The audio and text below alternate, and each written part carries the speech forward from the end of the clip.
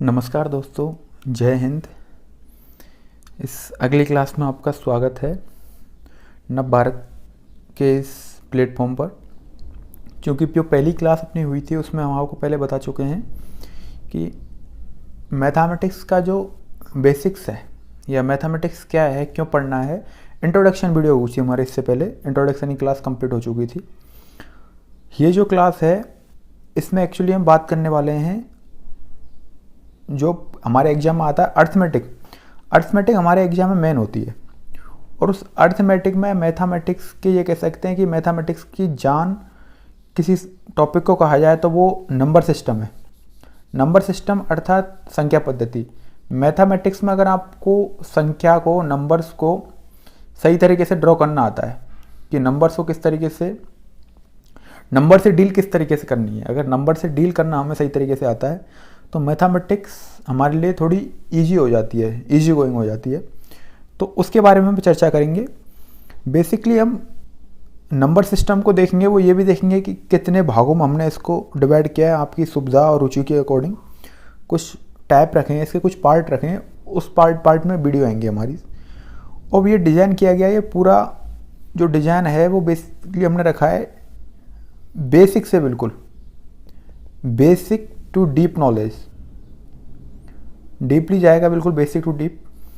लेकिन lecture start करने से पहले मैं आपको एक चीज़ बता देना चाहता हूँ कि आप धैर्य बनाए रखें।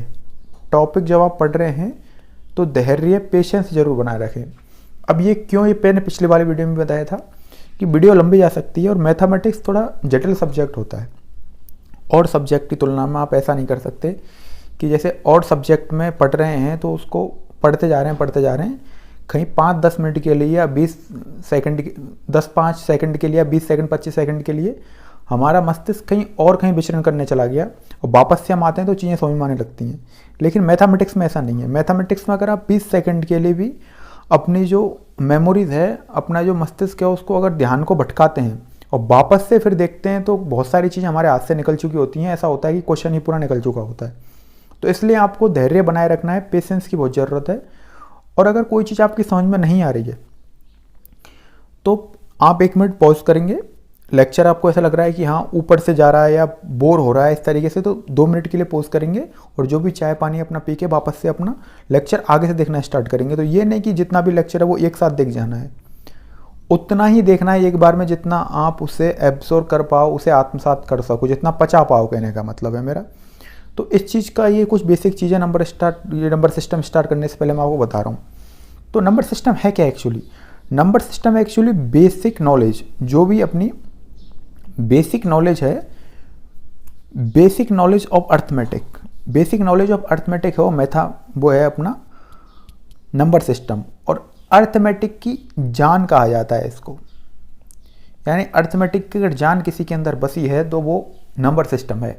नंबर सिस्टम अगर आप ठीक से नंबर सिस्टम की कुछ चीज़ें उनको आप जानते हो तो अर्थमेटिक बहुत इजी लगेगी। और मेनली जो हमारा पोर्शन है वो अर्थमेटिक का पोर्शन है हमारे कॉम्पिटिटिव एग्जाम में। एडवांस भी है लेकिन एडवांस हम बाद में पढ़ेंगे, पहले अर्थमेटिक करते हैं कंप्लीट। है क्या? तो मैथमेटिक्स एक्चुअली जो नंबर सिस्टम है वो अंकों का खेल है जिसमें कुछ नियम हैं जिन्हें हमें सीखना है। तो ये क्या है? It's like a game. कोई भी गेम होता है, क्या है ये? गेम है। और कोई भी गेम होता है, अगर आप उसमें पारंगत होना चाहते हैं, अच्छी तरीके से सीखना चाहते हैं, तो उसके लिए क्या करेंगे? गेम के कुछ रूल्स होते हैं, उन नियमों को हमें सीखना पड़ता है। और अगर हम नियमों को अच्छी तरीके से लर्न कर लेते हैं, सीख लेते हैं, तो उसके बाद क्या होता है? उस गेम के हम महारथी हो जाते हैं। तो आपको जो लेक्चर है वो बिल्कुल बेसिक से, अर्थात आपको बिल्कुल 0 लेवल से स्टार्ट किया जाएगा और आपको बिल्कुल जो पीक पॉइंट होता है उस टॉपिक का, वहाँ तक आपको चीज़ें पढ़ाई जाएंगी। तो इस चीज़ का आपको विशेष, जो मैंने आपको बताया है, ये चीज़ें रखी जाएंगी हमारे लेक्चर में। ये मैथ एक्चुअली है क्या नंबर सिस्टम, वो आपको बता दिया कि अर्थमेटिक की जान है और एक गेम है, उस गेम के कुछ रूल्स हैं, उन रूल्स को हमें सीखना है। हम यहाँ पे क्यों आए हैं? सिर्फ ये मैथमेटिक्स के कुछ नियम हैं, कुछ रूल्स हैं, इनको सीखने के लिए आए हैं। अगर ये सीख लेंगे तो फिर इसके क्वेश्चन को आराम से कर लेंगे। अब संख्या पद्धति को या नंबर सिस्टम को कुछ पार्ट्स में डिवाइड किया गया है, विभाजित किया गया है। अब नंबर सिस्टम है, इस नंबर सिस्टम में कुछ पार्ट में डिवाइड किया गया है। तो वो कुछ इस प्रकार है कि मैंने इसके कुछ पार्ट्स लिए हैं, आपकी सुविधा रुचि के अकॉर्डिंग इसके 8 भागों में डिवाइड किया है। पहला जो भाग है उसमें बेसिक नंबर नॉलेज है। बेसिक नंबर नॉलेज में क्या होगा, बेसिक नंबर नॉलेज में आपका रियल नंबर, उसके बाद में आपका कंपोजिट नंबर है या इमेजिनरी नंबर है, होल नंबर या नेचुरल नंबर, ये सारी चीज़ें, रेशनल नंबर है, रेशनल नंबर है, ये सम संख्या, विषम संख्या, भाज्य संख्या या फिर अभाज्य संख्या, इन सारों का हम डेफिनेशन और इनसे रिलेटेड फैक्ट, कौन कौन से रिलेटेड इनसे फैक्ट्स एग्जाम अक्सर पूछे जाते हैं और हम कहाँ पे उनमें कहीं ना कहीं विचलित हो जाते हैं, तो ये देखा जाएगा। उसके अलावा इसी लेक्चर का सेकंड पार्ट होगा, वो होगा डिविजिबिलिटी रूल, भाजकता का नियम, और थर्ड पार्ट होगा वो होगा स्थानीय मान, यानी कि प्लेस वैल्यू, और इसी के साथ आपको फेस वैल्यू पढ़ाई जाएगी और उससे रिलेटेड क्वेश्चन कराए जाएंगे, किस प्रकार के क्वेश्चन हमें एग्जाम में देखने को मिलेंगे। ये हो गया अपना फर्स्ट पार्ट। इससे जो भी ये नंबर सिस्टम है, नंबर सिस्टम का फर्स्ट पार्ट या फर्स्ट वीडियो इस तरीके से आएगी। सेकंड जो लेक्चर होगा वो बेसिकली फ्रैक्शन पे, और फ्रैक्शन के बाद उसी में डेसिमल आ जाएगी, तो फ्रैक्शन पे बेस होगा। और फ्रैक्शन में क्या करेंगे हम, फ्रैक्शन में हम प्लस माइनस या कह सकते हैं कि एडिशन, सब्सट्रैक्शन, मल्टीप्लाई और डिवाइड, इन चारों क्रियाओं को करेंगे। किसके साथ, फ्रैक्शन के साथ या दशमलव के साथ। और अगर हमको ये चारों क्रियाएं करने में आ जाती हैं फ्रैक्शन या फिर डेसिमल के साथ, तो फिर वजन, मुद्रा और दूरी, इनसे रिलेटेड क्वेश्चन भी आते हैं। कुछ क्वेश्चन क्या आते हैं, एक्चुअली कैलकुलेशन आती है वो, तो उस कैलकुलेशन को करना हम सीखेंगे डेसिमल में, अगर हम सीख जाएंगे तो उनको। तो ये अपना सेकंड लेक्चर होगा। थर्ड जो लेक्चर होगा वो होगा बेसिकली अपना स्क्वायर, क्यूब, अर्थात वर्ग, घन, करनी और घातांक। और ये अगर हो जाएंगे तो उसके बाद हम सिंप्लीफिकेशन ले लेंगे, क्योंकि इन्हीं से रिलेटेड सिंप्लीफिकेशन के क्वेश्चन आएंगे। फोर्थ जो लेक्चर होगा वो होगा अपना basic algebra, A plus B, A minus B, cube root, cube आएगा, या फिर A plus B plus C का क्यूब, कुछ बेसिक चीज़ें एलजेब्रा की ली जाएंगी, उनसे रिलेटेड क्वेश्चन ले जाएंगे। उसके अलावा फैक्टर लिया जाएगा। फैक्टर एक्चुअली यही एलजेब्रा से बेसिक का पार्ट होगा। फैक्टर होगा नंबर ऑफ जीरो और मैक्सिमम पावर, इससे रिलेटेड क्वेश्चन होंगे। फिफ्थ जो लेक्चर होगा वो अपना होगा एन नेचुरल नंबर का एडिशन, या फिर एन नेचुरल नंबर के स्क्वायर का एडिशन, क्यूब का एडिशन और एपीजीपी, ये अपना फिफ्थ लेक्चर होने वाला है। सिक्स लेक्चर होगा वो होगा अपना, ये इंपॉर्टेंट भी है, आप इसको इंपॉर्टेंट लगें क्योंकि इससे रिलेटेड क्वेश्चन बहुत देखने को मिलते हैं। नंबर सिस्टम बेसिकली इसी से ज़्यादा क्वेश्चन मिलते हैं। वो है यूनिट डिजिट, पॉलीमल और रिमाइंडर थ्योरम, अर्थात ये इकाई पद हो जाएंगे, इकाई अंक, और उसके बाद बहुपद है ही, और शेषफल पर में रिमाइंडर थ्योरम। ये अपना होगा 6 लेक्चर। और 7th लेक्चर जो अपना होने वाला है वो बेसिकली एलसीएम और एचसीएफ होने वाला है, उससे रिलेटेड क्वेश्चन। और इन सब के बाद जब आप इन 7 चैप्टर को पढ़ लोगे तो इन 7 चैप्टर के बाद एक लास्ट का टॉपिक होता है इन सब का मिश्रण, वो होता है वर्ड प्रॉब्लम। शब्द आते हैं, शब्द रूप में वर्ड प्रॉब्लम दिए होते हैं, शब्द दिए होते हैं, उनसे रिलेटेड क्वेश्चन बनाए जाते हैं। और इन सभी जितने भी मैंने आपको ऊपर चैप्टर पढ़ाए होंगे उन सब का एक तरीके से इसमें क्रक्स होगा। कुछ कुछ चीज़ें हर एक चीज़ से ली जाएंगी और उसके बाद ये वर्ड प्रॉब्लम सॉल्व की जाएंगी। तो इस तरीके से ये हमारा पूरा नंबर सिस्टम का जो कहाँ से स्टार्ट करेंगे वहाँ से स्टार्ट होते होते इस तरीके से हम समापन की ओर जाएंगे। तो ये मैंने आपको पूरा नंबर सिस्टम का जो मैंने बताया ये पूरा अपना होता है रोड मैप। इस तरीके से हम चलेंगे। तो जो फर्स्ट लेक्चर जो हमारा होने वाला है वो है, आज का जो हम पढ़ने वाले हैं वो है basic number knowledge, divisibility rule और प्लेस वैल्यू, यानी कुछ मैथ की या कुछ नंबर्स की संख्या की आधारभूत ज्ञान, भाजकता का नियम और स्थानीय मान, जातीय मान, ये पढ़ेंगे इस लेक्चर में। तो पहले देखा जाए कि बेसिक नंबर नॉलेज, इसमें हमने आपको बेसिक नंबर नॉलेज में नंबर्स दिए हुए हैं। इन नंबर्स को एक चार्ट के द्वारा बताया है आपको कि आप पहले अपने मस्तिष्क में एक इमेजेस बन जाए। और वैसे भी आपको पता है कि देखने से हमें 35% लर्न होता है, चीज़ें सीखते हैं। उसके बाद हम सुनने से हमें 25% होता है, और स्पर्श करने से 17% होता है। 18% अनुसाधनों से हो सकता है। तो इसलिए मैंने आपको एक मैप बना दिया, एक मैप रूप में दे दिया है। किस तरीके से आप देख सकते हैं, ये इस तरीके से आप PDF निकाल के देखोगे तो आपको पूरा दिखेगा। उसमें नंबर्स को 2 भागों में डिवाइड किया गया है। फर्स्ट है वो है वास्तविक संख्या और काल्पनिक संख्या। काल्पनिक संख्या हमारे सिलेबस में नहीं है, लेकिन फिर भी जितना पूछा जा सकता है उतना हम कराएंगे इसमें। काल्पनिक संख्या को इमेजिनरी नंबर कहते हैं और वास्तविक संख्या को कहते हैं हम रियल नंबर। अब रियल नंबर को वापस से 2 भागों में विभाजित किया गया है, परिमेय संख्या और अपरिमेय संख्या, अर्थात रेशनल नंबर और इरेशनल नंबर। अब वापस से परिमेय संख्या को फिर एक पार्ट होता है पूर्णांक, इंटीजर, और इंटीजर से फिर आगे बनता है एक प्राकृत संख्या अर्थात नेचुरल नंबर। और नेचुरल नंबर को फिर 2-3 भागों में डिवाइड किया गया है कि नेचुरल नंबर से हम 2 चीज़ बनती हैं, एक तो सम संख्या, विषम संख्या अर्थात इवन नंबर, ओड नंबर।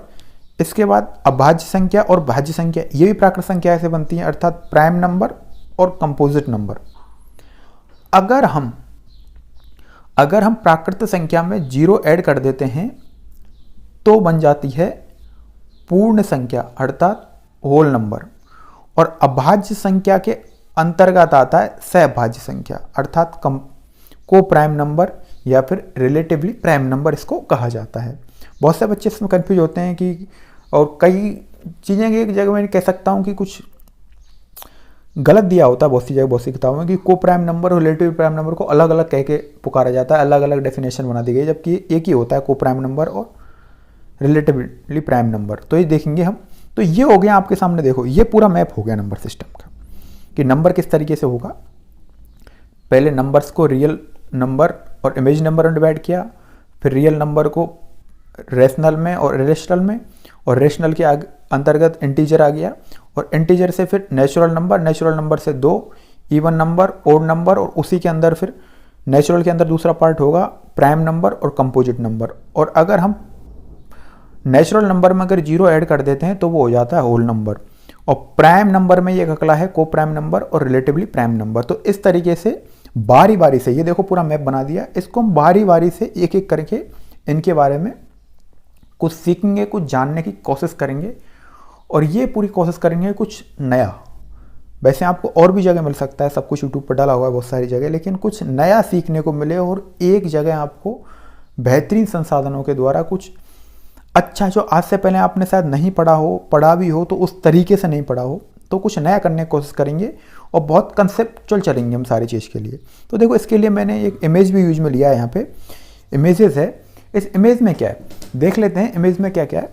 तो देखो ये इमेज में ऊपर दिया हुआ है, तो इमेज में आप ध्यान से देखो, जो मैंने ऊपर पढ़ाया है उसी पढ़ाए हुए को कुछ भागों में डिवाइड कर दिया गया है इमेज के द्वारा। तो इसको जानने की हम कोशिश करेंगे कैसे किया गया है।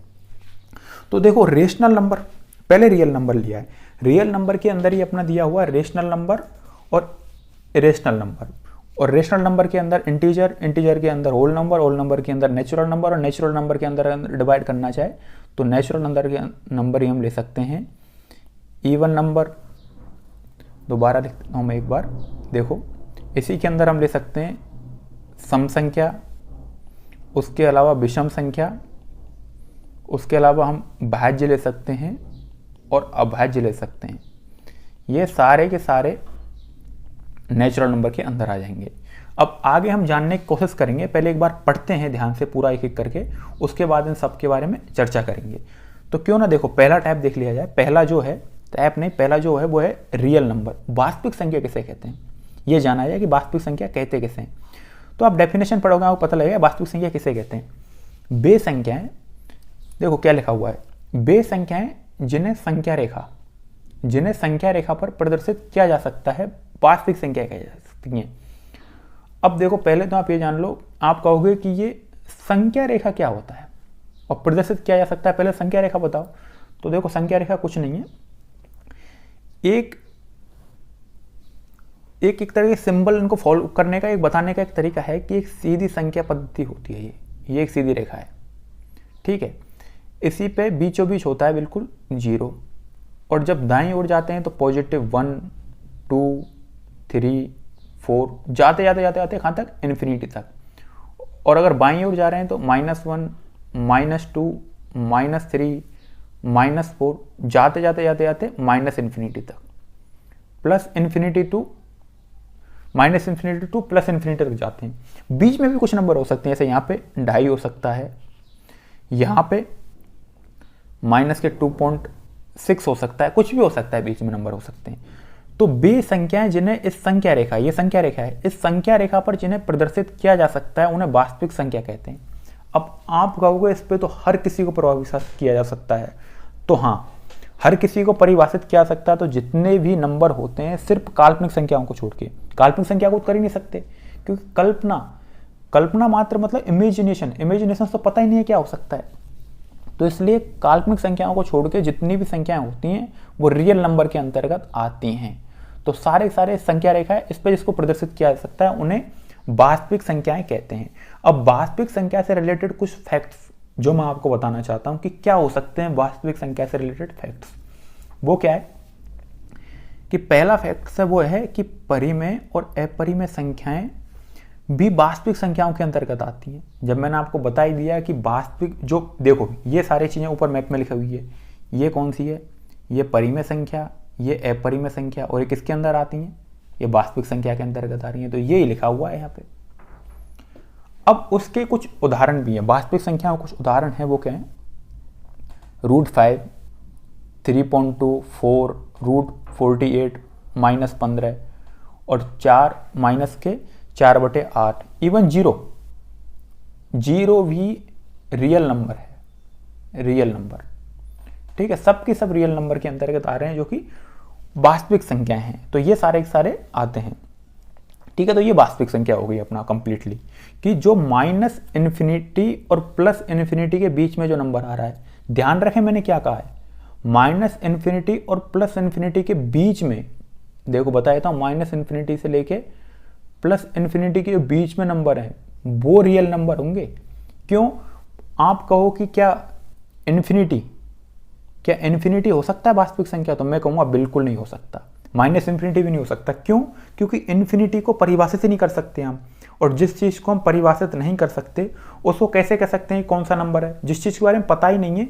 इन्फिनिटी का मतलब क्या है, जिसके बारे में कुछ पता ही ना हो, जिस चीज़ के बारे में कुछ पता नहीं हो उसको आप डिफाइन कैसे करोगे, किसके अंदर लिया जाए, वो वास्तविक है क्या है, नहीं कर सकते आप डिफाइन। तो इसलिए ये ध्यान रखना है, ये पहला पॉइंट तो ये है कि परिमेय और अपरिमेय संख्याएं भी वास्तविक संख्याओं के अंतर्गत आती हैं। इसके 2 पॉइंट और हैं, वो मैंने नीचे लिखे हुए हैं, आप देख सकते हैं। देखो, 2 वास्तविक संख्याओं के मध्य अनंत वास्तविक संख्याएं आ सकती हैं, ठीक है। तो इस चीज को समझें कि 2 वास्तविक संख्याओं के मध्य अनंत वास्तविक संख्याएं आ सकती हैं। देखो, ये जैसे 2 वास्तविक संख्याएं, क्या 0 ले ली मैंने और ये ले लिया -1, तो यहां आपको समझा देता हूं।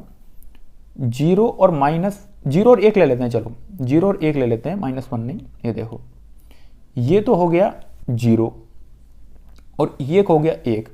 अब इनके बीच अनंत इन्फिनिटी वास्तविक संख्या आ सकते हैं। कैसे, पहले सम का क्या लिखेंगे हम, 0 0 पॉइंट लिख दिया पहले, ये देखो लिख देता हूं, ये लिखते हैं कि पहली संख्या इनके बीच में मैंने लिख दी 0.0001, उसके बाद 0.0002, 0.0003, इस तरह लिखते लिखते ये कंटिन्यू लिखते जाएंगे, और आगे कितने भी पॉइंट के आगे 0.0001 लगा के कंटिन्यू 1 तक लिखते जाओ।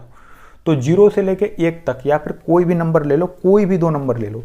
इवन आप ये भी कह सकते हो कि 1.2 और 1.3 ये भी तो रियल नंबर हैं, वास्तविक संख्याएं, इनके बीच में भी अनंत हो सकती हैं। कैसे, 1.2, अब ये आ गया 1.3 तक जाना है, तो कैसे करेंगे, 1.000000 कितनी भी 0 बढ़ा दो और 1 लिख दो, फिर इससे आगे फिर वही 1.2000000 बढ़ा के 2 लिख दो। इस तरीके से लिखते चले जाओ कंटिन्यू तक। तो ये इसका मतलब है। सिर्फ ये पढ़ते हो आप, बहुत जगह पढ़ा होगा कि 2 वास्तविक संख्याओं के बीच अनंत वास्तविक संख्या आ सकती है, तो उसका प्रैक्टिकली रूप मैंने आपको ये बता दिया, ये इसका प्रैक्टिकली रूप होगा। अगला क्या है पॉइंट, अगला पॉइंट है कि दो वास्तविक संख्याओं को साथ अगर एडिशन, सब्सट्रैक्शन, मल्टीप्लाई और डिवाइड अर्थात जोड़ा जाए, घटाया जाए या गुना किया जाए, भाग दिया जाए तो परिणाम भी एक वास्तविक संख्या होता है। कोई भी आप वास्तविक संख्या ले सकते हैं, अगर आप उनको जोड़ोगे, घटाओगे, गुना करोगे, भाग करोगे तो उसका जो रिजल्ट आएगा वो एक वास्तविक संख्या ही आएगा। ये देख सकते हो आप बिल्कुल किसी भी संख्या को, जैसे कोई भी नंबर है, उस नंबर में अगर आप किसी भी संख्या का भाग दे रहे हो, किसी भी संख्या का, जैसे इसमें आपने 4 का भाग दे दिया तो 1.2 आया, 1.2 बिल्कुल है। लेकिन आपको इसमें सिर्फ एक चीज़ देखो, ये मैंने लिखा है ना, इसमें आपको एक चीज़ का ध्यान रखना है कि बशर्ते आप किसी संख्या में, मतलब कोई भी नंबर जैसे 2 ले दिया तो किसी भी संख्या में 0 का भाग नहीं दें, क्योंकि 0 का भाग देंगे तो इन्फिनिटी आ जाएगा और इन्फिनिटी क्या है, अपरिमेय संख्या है। तो इस चीज़ का आपको, ये यहाँ पे एक्सपेक्शन केस है यानी अपवाद है, इस चीज़ को आपको ध्यान रखना है कि 0 का भाग नहीं देना है।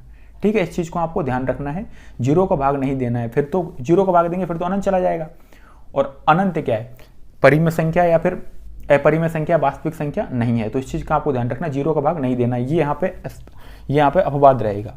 तो ये इसके 4 नियम हो गए, समझ में आ गए आपको। वास्तविक संख्या से रिलेटेड है, चारों नियम मैंने बता दिया, रियल नंबर।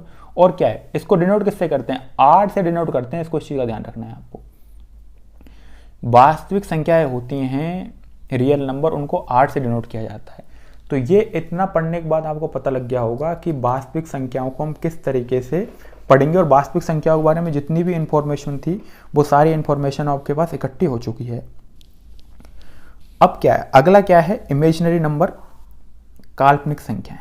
काल्पनिक संख्या किसे कहते हैं, ऐसी संख्याएं जिनका वर्ग, जिनका जो वर्ग है या वर्गमूल है वो नेगेटिव हो, जिनका वर्ग नेगेटिव हो। कैसे कि जैसे माइनस का रूट में 9 है, माइनस के रूट में 9 है, देखते हैं दोबारा, माइनस का ये है रूट 9। अब इसका वर्ग करें तो क्या आएगा, रूट हट जाएगा -9, तो क्या हुआ, वर्ग नेगेटिव संख्या आई। तो यही काल्पनिक संख्याएं हैं, और ऐसी संख्याएं वास्तविक नहीं होती हैं और इनकी मात्र कल्पना की जा सकती है, और इन्हें आयोटा से प्रदर्शित किया जाता है। कैसे कि जो रूट -1 होता है, यही तो है एक्चुअली अंदर रूट -1, इसको आयोटा के रूप में लिखते हैं, और आयोटा स्क्वायर को हम लिखते हैं -1।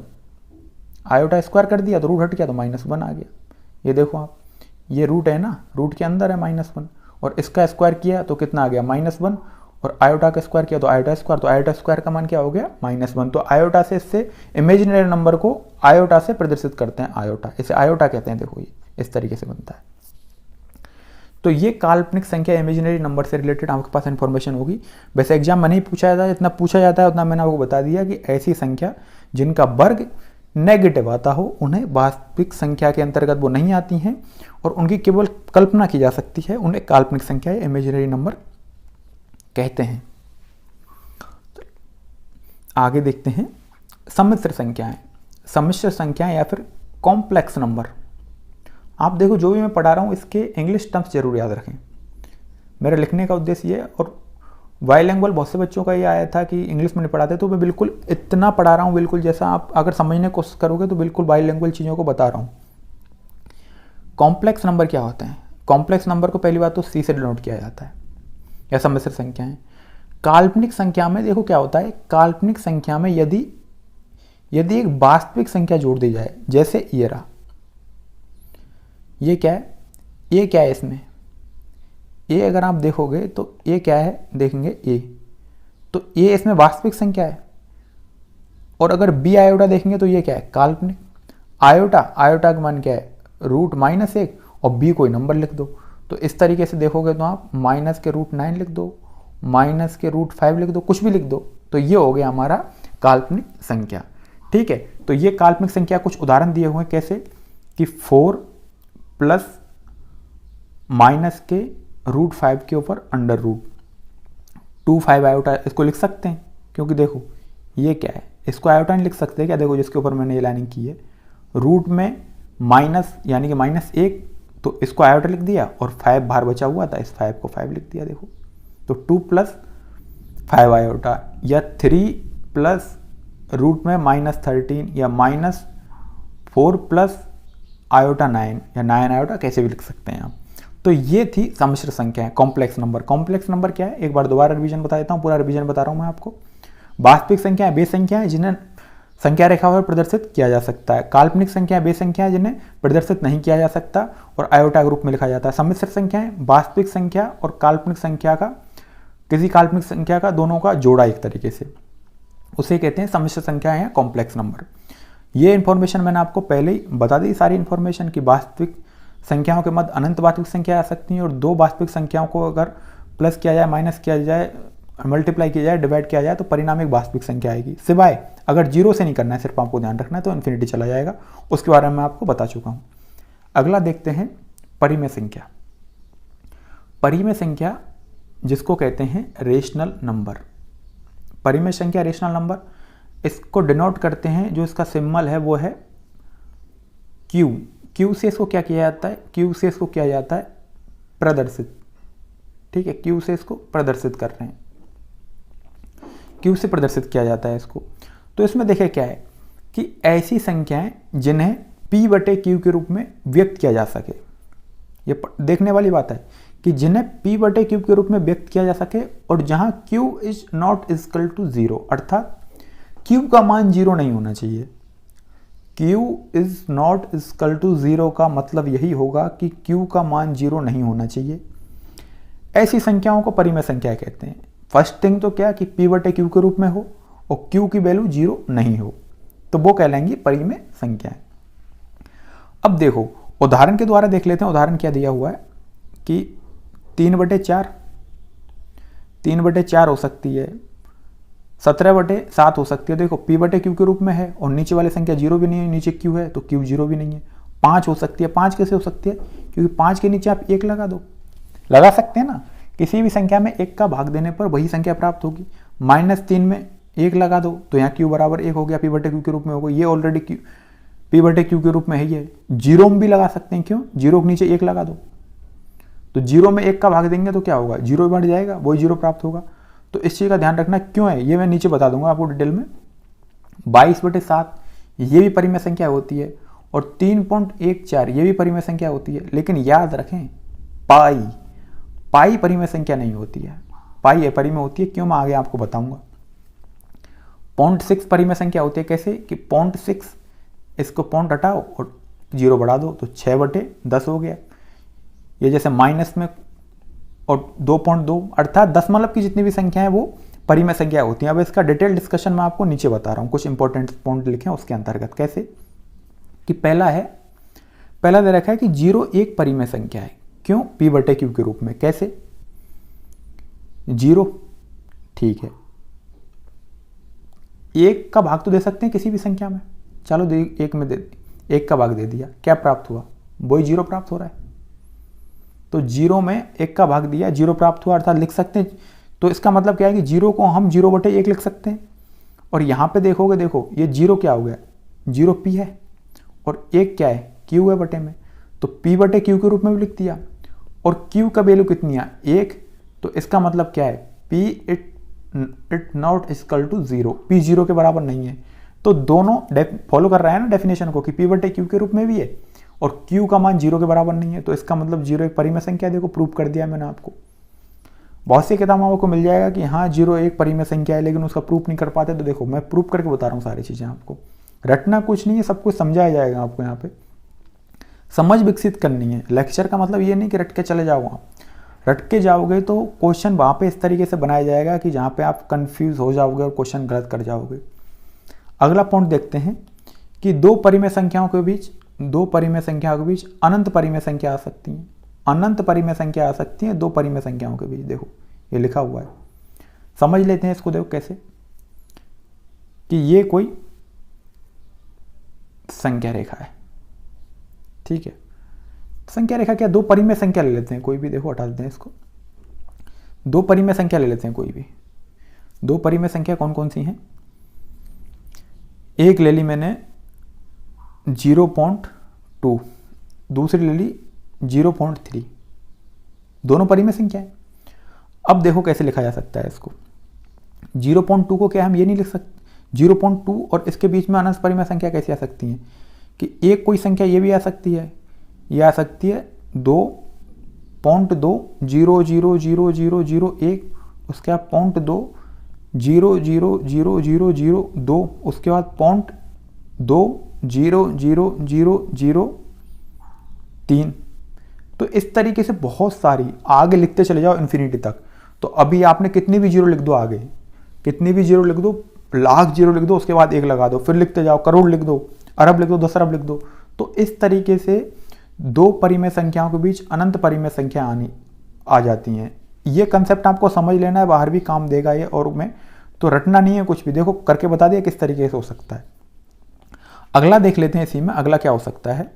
अगला है कि दो परिमेय संख्याओं के मध्य अगर प्लस माइनस लिखा हुआ है कि दो परिमेय संख्याओं के बीच माइनस, एडिशन यानी सब्ट्रैक्शन, एडिशन, मल्टीप्लाई और डिवीजन, डिवाइड किया जाए, यानी दोनों को कितनी दो परिमेय संख्या है उनको घटाया जाए आपस में, उनको जोड़ा जाए आपस में उनको इवन गुना किया जाए या भाग दिया जाए आपस में उनका, तो परिमेय संख्या ही प्राप्त होगी। अब परिमेय संख्या है, देखो किस तरीके से उसमें, अब इसमें आपको ध्यान रखना है, जीरो वाला केस आपको यहां पे भी ध्यान रखना है, जीरो वाला केस आपको यहां पे भी रखना है, जीरो से भाग नहीं देना है। जीरो से भाग देखो जहां पे इन्फिनिटी आ जाएगा वो मायने नहीं होगा, तो जीरो आपको ध्यान रखना है, ठीक है। तो कोई भी संख्या ले लो, जैसे 0.4 और 0.6, ये दो संख्या ले ली मैंने, परिमेय दोनों, कोई भी ले सकते हो आप, ये कैलकुलेशन आसान हो जाएगी इसलिए कर दिया है मैंने। दोनों को माइनस करो, क्या आएगा, 0.2 आएगा माइनस करने पे। और 0.2 क्या है, 0.2 को आप क्या लिख सकते हो, 2/10 लिख सकते हो 0.2 को, p/q के रूप में, q नॉट इक्वल टू 0, तो परिमेय संख्या है। उसके अलावा दोनों को एडिशन कर सकते हो, और जोड़ने पे क्या आएगा, जोड़ने पे आएगा 1.0, अर्थात 1.0 को 1/1 लिख सकते हो, p/q के रूप में है, तो ये भी है। फिर मल्टीप्लाई कर दो, तो मल्टीप्लाई करने पे क्या आएगा, 0.24 को क्या लिख सकते हो, 24/100, और 24/100 p/q के रूप में, q it not equal to 0 भी है, तो ये भी सही है। सब्सट्रैक्शन देख लेते हैं कि 0.6 डिवाइड बाई 0.4, पॉइंट से पॉइंट हट गया, 3/2, तो ये भी p/q के रूप में है, और q का मान 0 भी नहीं है। तो देखो सारे के सारे माइनस भी, प्लस भी, मल्टीप्लाई भी और डिवाइड भी, सारे के सारे अलग हो रहे हैं। तो इसका मतलब दो परिमेय संख्याओं को अगर प्लस किया जाए, माइनस किया जाए, उनको गुना किया जाए या भाग दिया जाए, तो परिमेय संख्या जो परिणाम होगा परिमेय संख्या प्राप्त होगी। देखो सब में परिमेय संख्या प्राप्त हो रही है परिणाम पे, समझ में आ गया होगा आपको।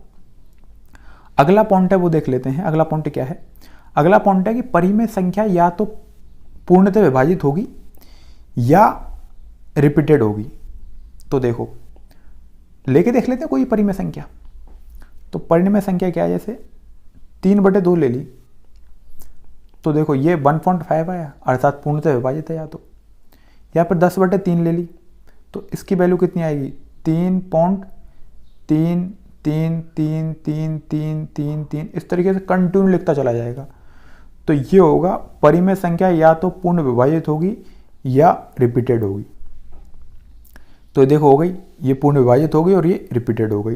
तो दोनों ये परिमेय संख्याएं होंगी। एक कि सभी दशमलव संख्याएं परिमेय संख्याएं हो सकती हैं। कैसे, ये देखो सारी की सारी रहेंगे।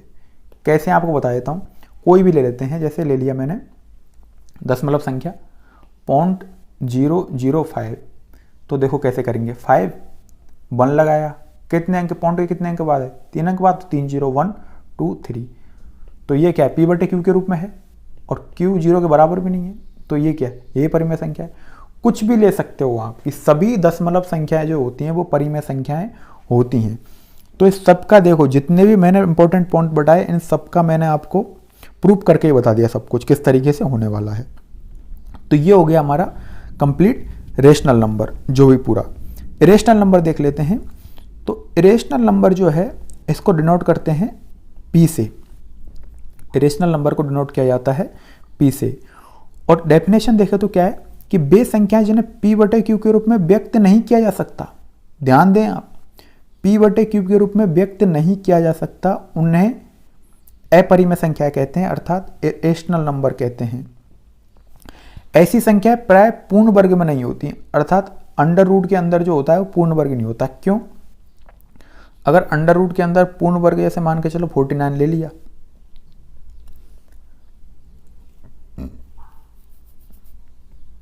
पूर्ण वर्ग के अंदर हमने 49 ले लिया, तो उसके अंदर इसका क्या होगा, पूर्ण वर्ग क्या हो जाएगा 7, और 7 क्या है 7/1 लिख सकते हैं। तो ये तो रेशनल हो गई। तो इसलिए इरेशनल संख्याएं जो होंगी रूट में होंगी वो रूट में पूर्ण वर्ग नहीं होंगी, तो इस चीज को लिखा गया है। अगला क्या है कि दो परिमेय संख्याओं के मध्य अनंत परिमेय संख्याएं आ सकती हैं। ये थोड़ा अलग है, देखो आपको बता देता हूं किस तरीके से अलग है। प्रूफ करना इसको अलग है। वैसे तो याद तो किया जा सकता है कि अनंत परिमेय संख्या आ सकती है दो अपरिमेय संख्याओं के बीच में। इंग्लिश में भी लिखा है, देखो मैंने किस तरीके से प्रूफ किया जाएगा लर्न, वो देखो वो लिखा है मैंने, if A and v are two rational number then root av is an irrational number lying between a and b। इसका मतलब क्या हुआ कि यदि a और b दो अपरिमेय संख्याएं हैं तो रूट ए बी एक अपरिमेय संख्या होगी जो कि a और b दो अपरिमेय संख्याएं थी उनके बीच की संख्या होगी कोई ना कोई। तो इसी से हम जो रूट ए भी है ना, इसी से हम अनंत अपरिमेय संख्याएं ज्ञात कर सकते हैं कि दो अपरिमेय संख्याओं के बीच में अनंत अपरिमेय संख्याएं कौन कौन सी होंगी। तो इसको मैं आपको आगे मैं आपको पूरा बताऊं किस तरीके से हो सकता है। ये देखो जैसे क्या है रूट, इसके एग्जाम्पल √2, √3, √10, 3/√5 या 2√6। तो देखो रूट के अंदर है ज़्यादातर संख्याएं। और सबसे बड़ा एक एग्जाम्पल पाई, जो पाई है ये इरेशनल नंबर है, ध्यान रखना है आपको, ये लिख लो बिल्कुल आप। ये पूछा जाता है इधर एग्जाम में कि पाई क्या है, तो पाई अपरिमेय संख्या है, लेकिन 22/7 और 3.14 ये परिमेय संख्या है। ठीक है, ये हो गया अपना इरेशनल नंबर से रिलेटेड कुछ इंपॉर्टेंट पॉइंट। अब इसका देखो, एक तो मैं इसका आपको वो बता देता हूँ ये किस तरीके से प्रूफ होगा। इसका प्रूफ बता देता हूँ कि दो अपरिमेय संख्याओं के बीच में, जैसे ले लिया कोई अपरिमेय संख्याएं, जैसे ए ले ली और बी अपरिमेय संख्याएं दो। अब इनके बीच में कोई एक संख्या होगी, वो क्या होगी रूट ए बी। ठीक है, अब एक संख्या हो गई ए और दूसरी हो गई रूट ए बी, तो इन दोनों के बीच में भी कोई एक संख्या होगी, वो होगी रूट ए बी। अब इन दो संख्या इसके और इसके मध्य, इनके बीच में कोई संख्या होगी, वो होगी रूट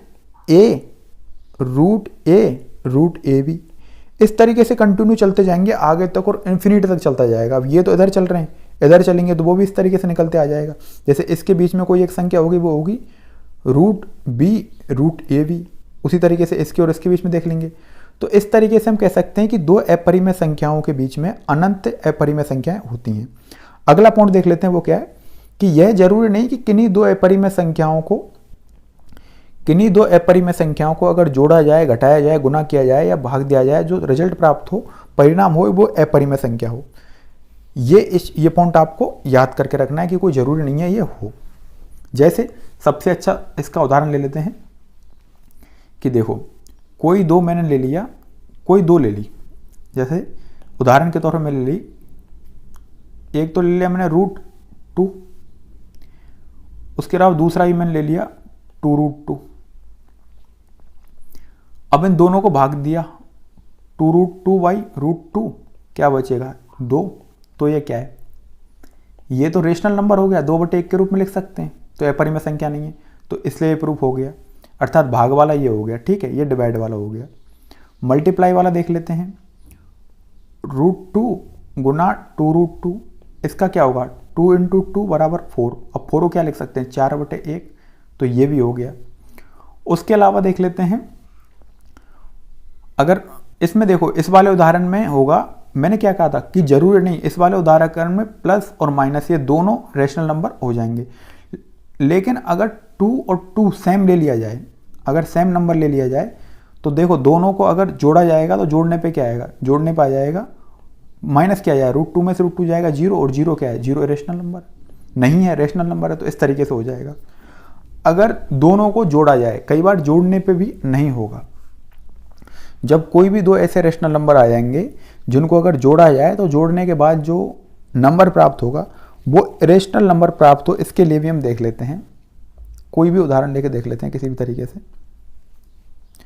जैसे जोड़ने पे क्या हो सकता है, √6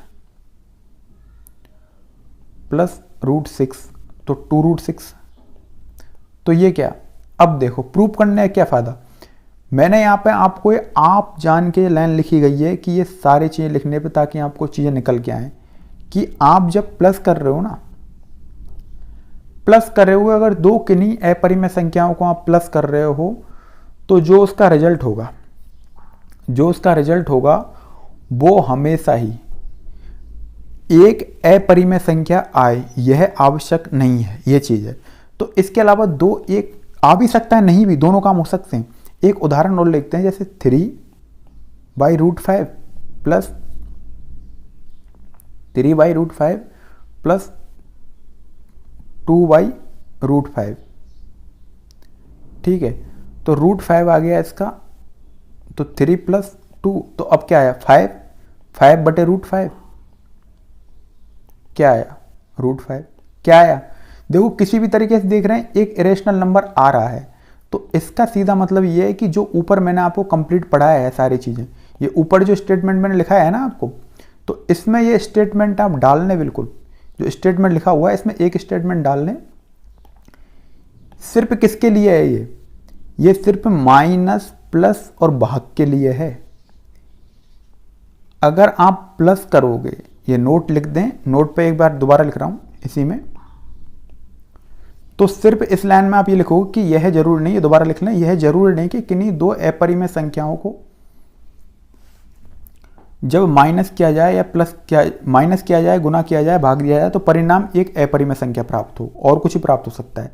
लेकिन अगर प्लस कर रहे हैं तो हमेशा ही एक अपरिमेय संख्या प्राप्त होगी। क्या होगी, हमेशा एक अपरिमेय संख्या प्राप्त होगी। ये लिख लें आप, ये प्लस वाला पोर्शन हटा दें यहाँ से, आप जान के मैंने इसलिए लिखा है ताकि आप देखें, प्रूफ करें। अगर आप प्रूफ नहीं करोगे तो आप लिखी हुई चीज़ों को डायरेक्ट सत्य मान लोगे, क्योंकि ऊपर रिदम में चला आ रहा है। तो मेरा डालने का ऐसे रीजन ये था कि आप समझ सकें चीज़ों को, आप प्रैक्टिकली हल करें। मैथमेटिक्स कुछ नहीं है, प्रैक्टिकली हल करने की सोच है, प्रैक्टिकली सोच है, वही मैथमेटिक्स है। लॉजिक है, लॉजिक होना चाहिए।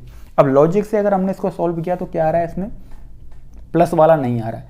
तो ध्यान रखें कि अगर दो अपरिमेय संख्याओं को जोड़ा जाएगा तो रिजल्ट होगा वो अपरिमेय संख्या ही होगा। लेकिन अगर हमेशा होगा ऐसा, प्लस करने पे अपरिमेय संख्या होगा, कब, हमेशा ही अपरिमेय संख्या होगा। तो देखो अगर समझ में नहीं भी आया है तो एक बार लास्ट लाइन बोल रहा हूँ, ये लाइन है आप लिख सकते हो नोट्स के रूप में। वो क्या है, 2 पॉइंट लिखोगे आप इसमें। पहला लिखोगे कि यह जरूरी नहीं कि किन्हीं दो अपरिमेय संख्याओं के मध्य कौन कौन सी क्रिया, एक तो माइनस की यानी घटाव की, एक गुना की अर्थात मल्टीप्लाई की, और एक भाग की अर्थात डिवाइड की। ये 3 क्रियाएं, कौन सी, माइनस, मल्टीप्लाई और डिवाइड, ये 3 क्रिया की जाएं तो उनका रिजल्ट हमेशा अपरिमेय संख्या आए, यह कोई जरूरी नहीं। अपरिमेय संख्या आ भी सकता और नहीं भी आ सकता। लेकिन एक चीज आप ध्यान रखें कि किन्हीं दो अपरिमेय संख्याओं को जब आप जोड़ोगे तो जो उसका रिजल्ट आएगा वो हमेशा ही अपरिमेय आएगा। ये 2 पॉइंट आपको लिखने के। तो समझ में आ गया आपकी में, परिमेय और अपरिमेय भी समझ में आ गया होगा कंप्लीट आपकी में। तो यहाँ तक ही अपना ये था। अब आगे का जो देखते हैं वो समझ में, देखो एक बार दोबारा और बता देता हूँ आपको मैप के थ्रू। यहाँ तक देखो कहाँ तक कंप्लीट कर चुके हैं। देखो हम कंप्लीट कर चुके हैं, रियल नंबर कंप्लीट हो चुका है, उसके अलावा हमारा इमेजिनरी नंबर कंप्लीट हो चुका है, उसके अलावा अपना परिमेय संख्या कंप्लीट हो चुका है, उसके अलावा हमारा अपरिमेय संख्या कंप्लीट हो चुका है। अब आगे जो हम पढ़ेंगे वो पढ़ेंगे पूर्णांक, प्राकृत संख्या और इसके बारे में। तो चलो आगे का देखते हैं, आगे क्या है आगे का देखते हैं। ये देखो अपरिमेय संख्या हो गया सब कंप्लीट अपना। अगला टाइप देखते हैं, अगला पूर्णांक संख्या अर्थात इंटीजर देखते हैं हम। अब इंटीजर को जो सिंबल है वो है जेड से इसको प्रदर्शित किया जाता है। क्या प्रदर्शित किया जाता है, जेड से। पूर्णांक संख्या क्या होती हैं, पूर्णांक संख्याएं वे संख्याएं होती हैं, पूर्णांक अर्थात पूर्ण होना चाहिए। जैसे जीरो और एक, जीरो के बाद अगला जो पूर्णांक होगा वो होगा एक, न कि बीच में, फिर अगला दो, अगला तीन, इस तरीके से पूर्ण होना चाहिए, वो है पूर्णांक। तो इस तरीके से पूरे पूर्णांक minus infinity to plus infinity के बीच में जितने भी पूर्णांक हैं वो सारे के सारे पूर्णांक इंटीजर हो जाएंगे। अब जब पूर्ण संख्याओं को पॉजिटिव और नेगेटिव चिन्हों के साथ व्यक्त किया जाता है, और जब पॉजिटिव के साथ व्यक्त किया जाता है तो बोलते हैं धनात्मक पूर्णांक, अर्थात ये जितने भी हैं बाईं तरफ के ये हो गए हमारे धनात्मक पूर्णांक, इनको कह सकते हैं पॉजिटिव इंटीजर कह सकते हैं, ये पॉजिटिव इंटीजर हैं। उसी प्रकार जब नेगेटिव संख्याओं के साथ हैं तो उनको कहते हैं ये जितने भी हैं ये हैं नेगेटिव इंटीजर, ये नेगेटिव इंटीजर हैं अपने, ठीक है। और जीरो उदासीन जो बीच में बचा हुआ है ना, देखो ये जो बीच में बचा हुआ है जीरो, इसको कहेंगे उदासीन, ये है उदासीन, उदासीन है ये, अर्थात ये नेचुरल इंटीजर है। पूछा जाए नेचुरल इंटीजर कौन सा है तो जीरो नेचुरल इंटीजर है।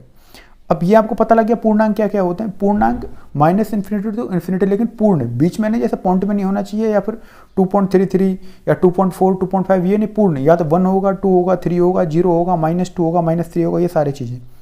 अब इससे रिलेटेड कुछ चीज़ें हैं वो आपको बता देता हूँ।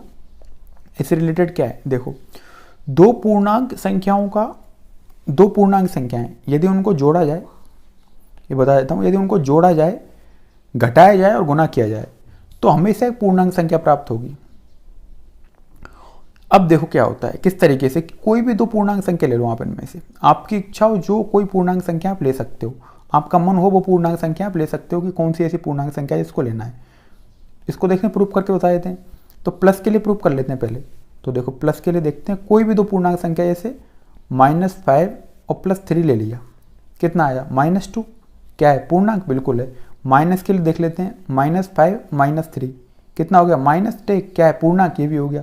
मल्टीप्लाई के लिए देख लेते हैं, -5 × 3 क्या है -15, ये क्या है पूर्णांक। तो देखो इस तरह कोई भी पूर्णांक ले सकते हो, अगर उनके साथ आप एडिशन का, सब्सट्रैक्शन का और मल्टीप्लाई करोगे तो हमेशा ही पूर्णांक संख्या प्राप्त होगी। अगला पॉइंट इंपॉर्टेंट है, ये देखो मैंने 3 स्टार लगा रखा है, ये क्या है कि पूर्णांक संख्याओं को विषम, भाज्य और अभाज्य में विभाजित नहीं किया जा सकता। इसको बिल्कुल आप नोट करके लिख लें, बहुत से आप इसमें कंफ्यूज हो जाते हो कि दिया होता है, कोई भी क्वेश्चन पूछ लिया जाता है कि कोई 2 अंकों का पूर्णांक है, एक संख्या सम है, एक विषम है, इस तरीके से करके, और फिर बाद में पूछेगा कि ऐसा बन सकता है क्या। तो इस चीज़ का ध्यान रखो, वो संख्या विषम होगी या सम होगी। तो पूर्णांक कभी भी सम और विषम नहीं होते। सम और विषम प्राकृतिक संख्याएं, भाज्यभाज्य संख्या प्राकृतिक संख्या होती है, न कि पूर्णांक होते हैं। इस चीज़ का आप ध्यान रखें।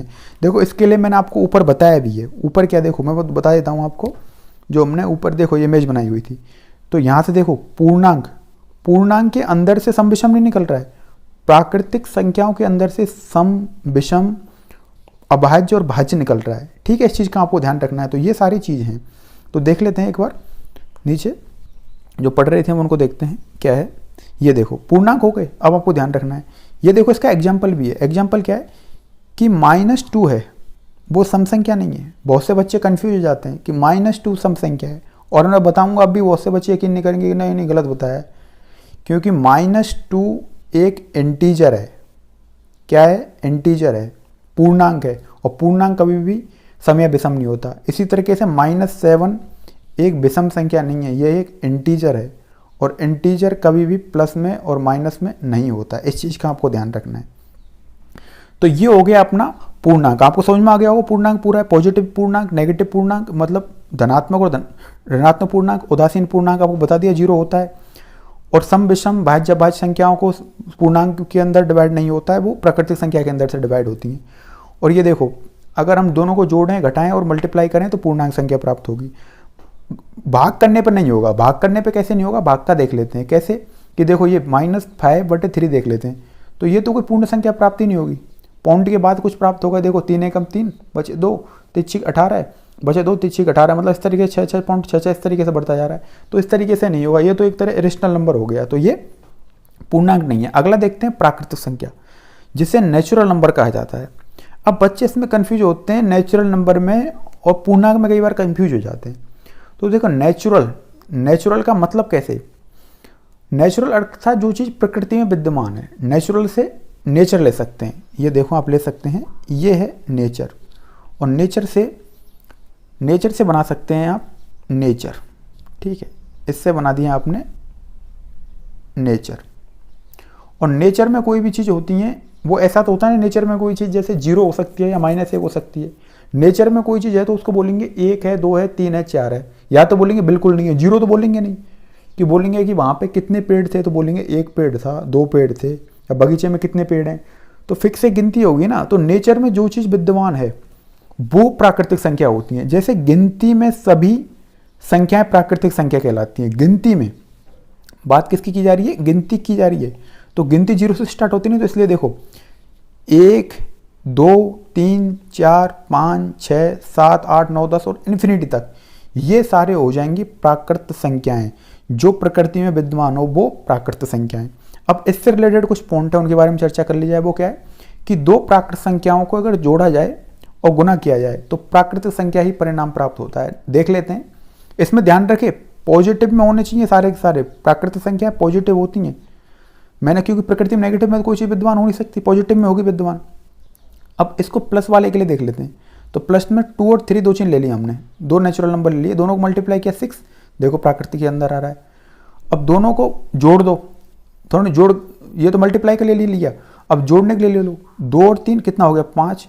ये भी क्या? Natural number. तो देखो परिणाम जो प्राप्त होगा वो एक प्राकृतिक संख्या प्राप्त होगी। अगला देखते हैं कि दो प्राकृतिक संख्याओं को यदि सब्सट्रैक्ट किया जाए या फिर डिवाइड किया जाए तो प्राकृतिक संख्या प्राप्त हो, या जरूरी नहीं है। उसका सबसे अच्छा उदाहरण देख लेते हैं। कैसे?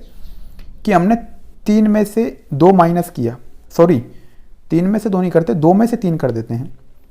2 में से 3 माइनस किया, क्या प्राप्त हुआ? -1। और -1 एक नेचुरल नंबर नहीं है, तो इसलिए ये माइनस वाला गलत हो गया।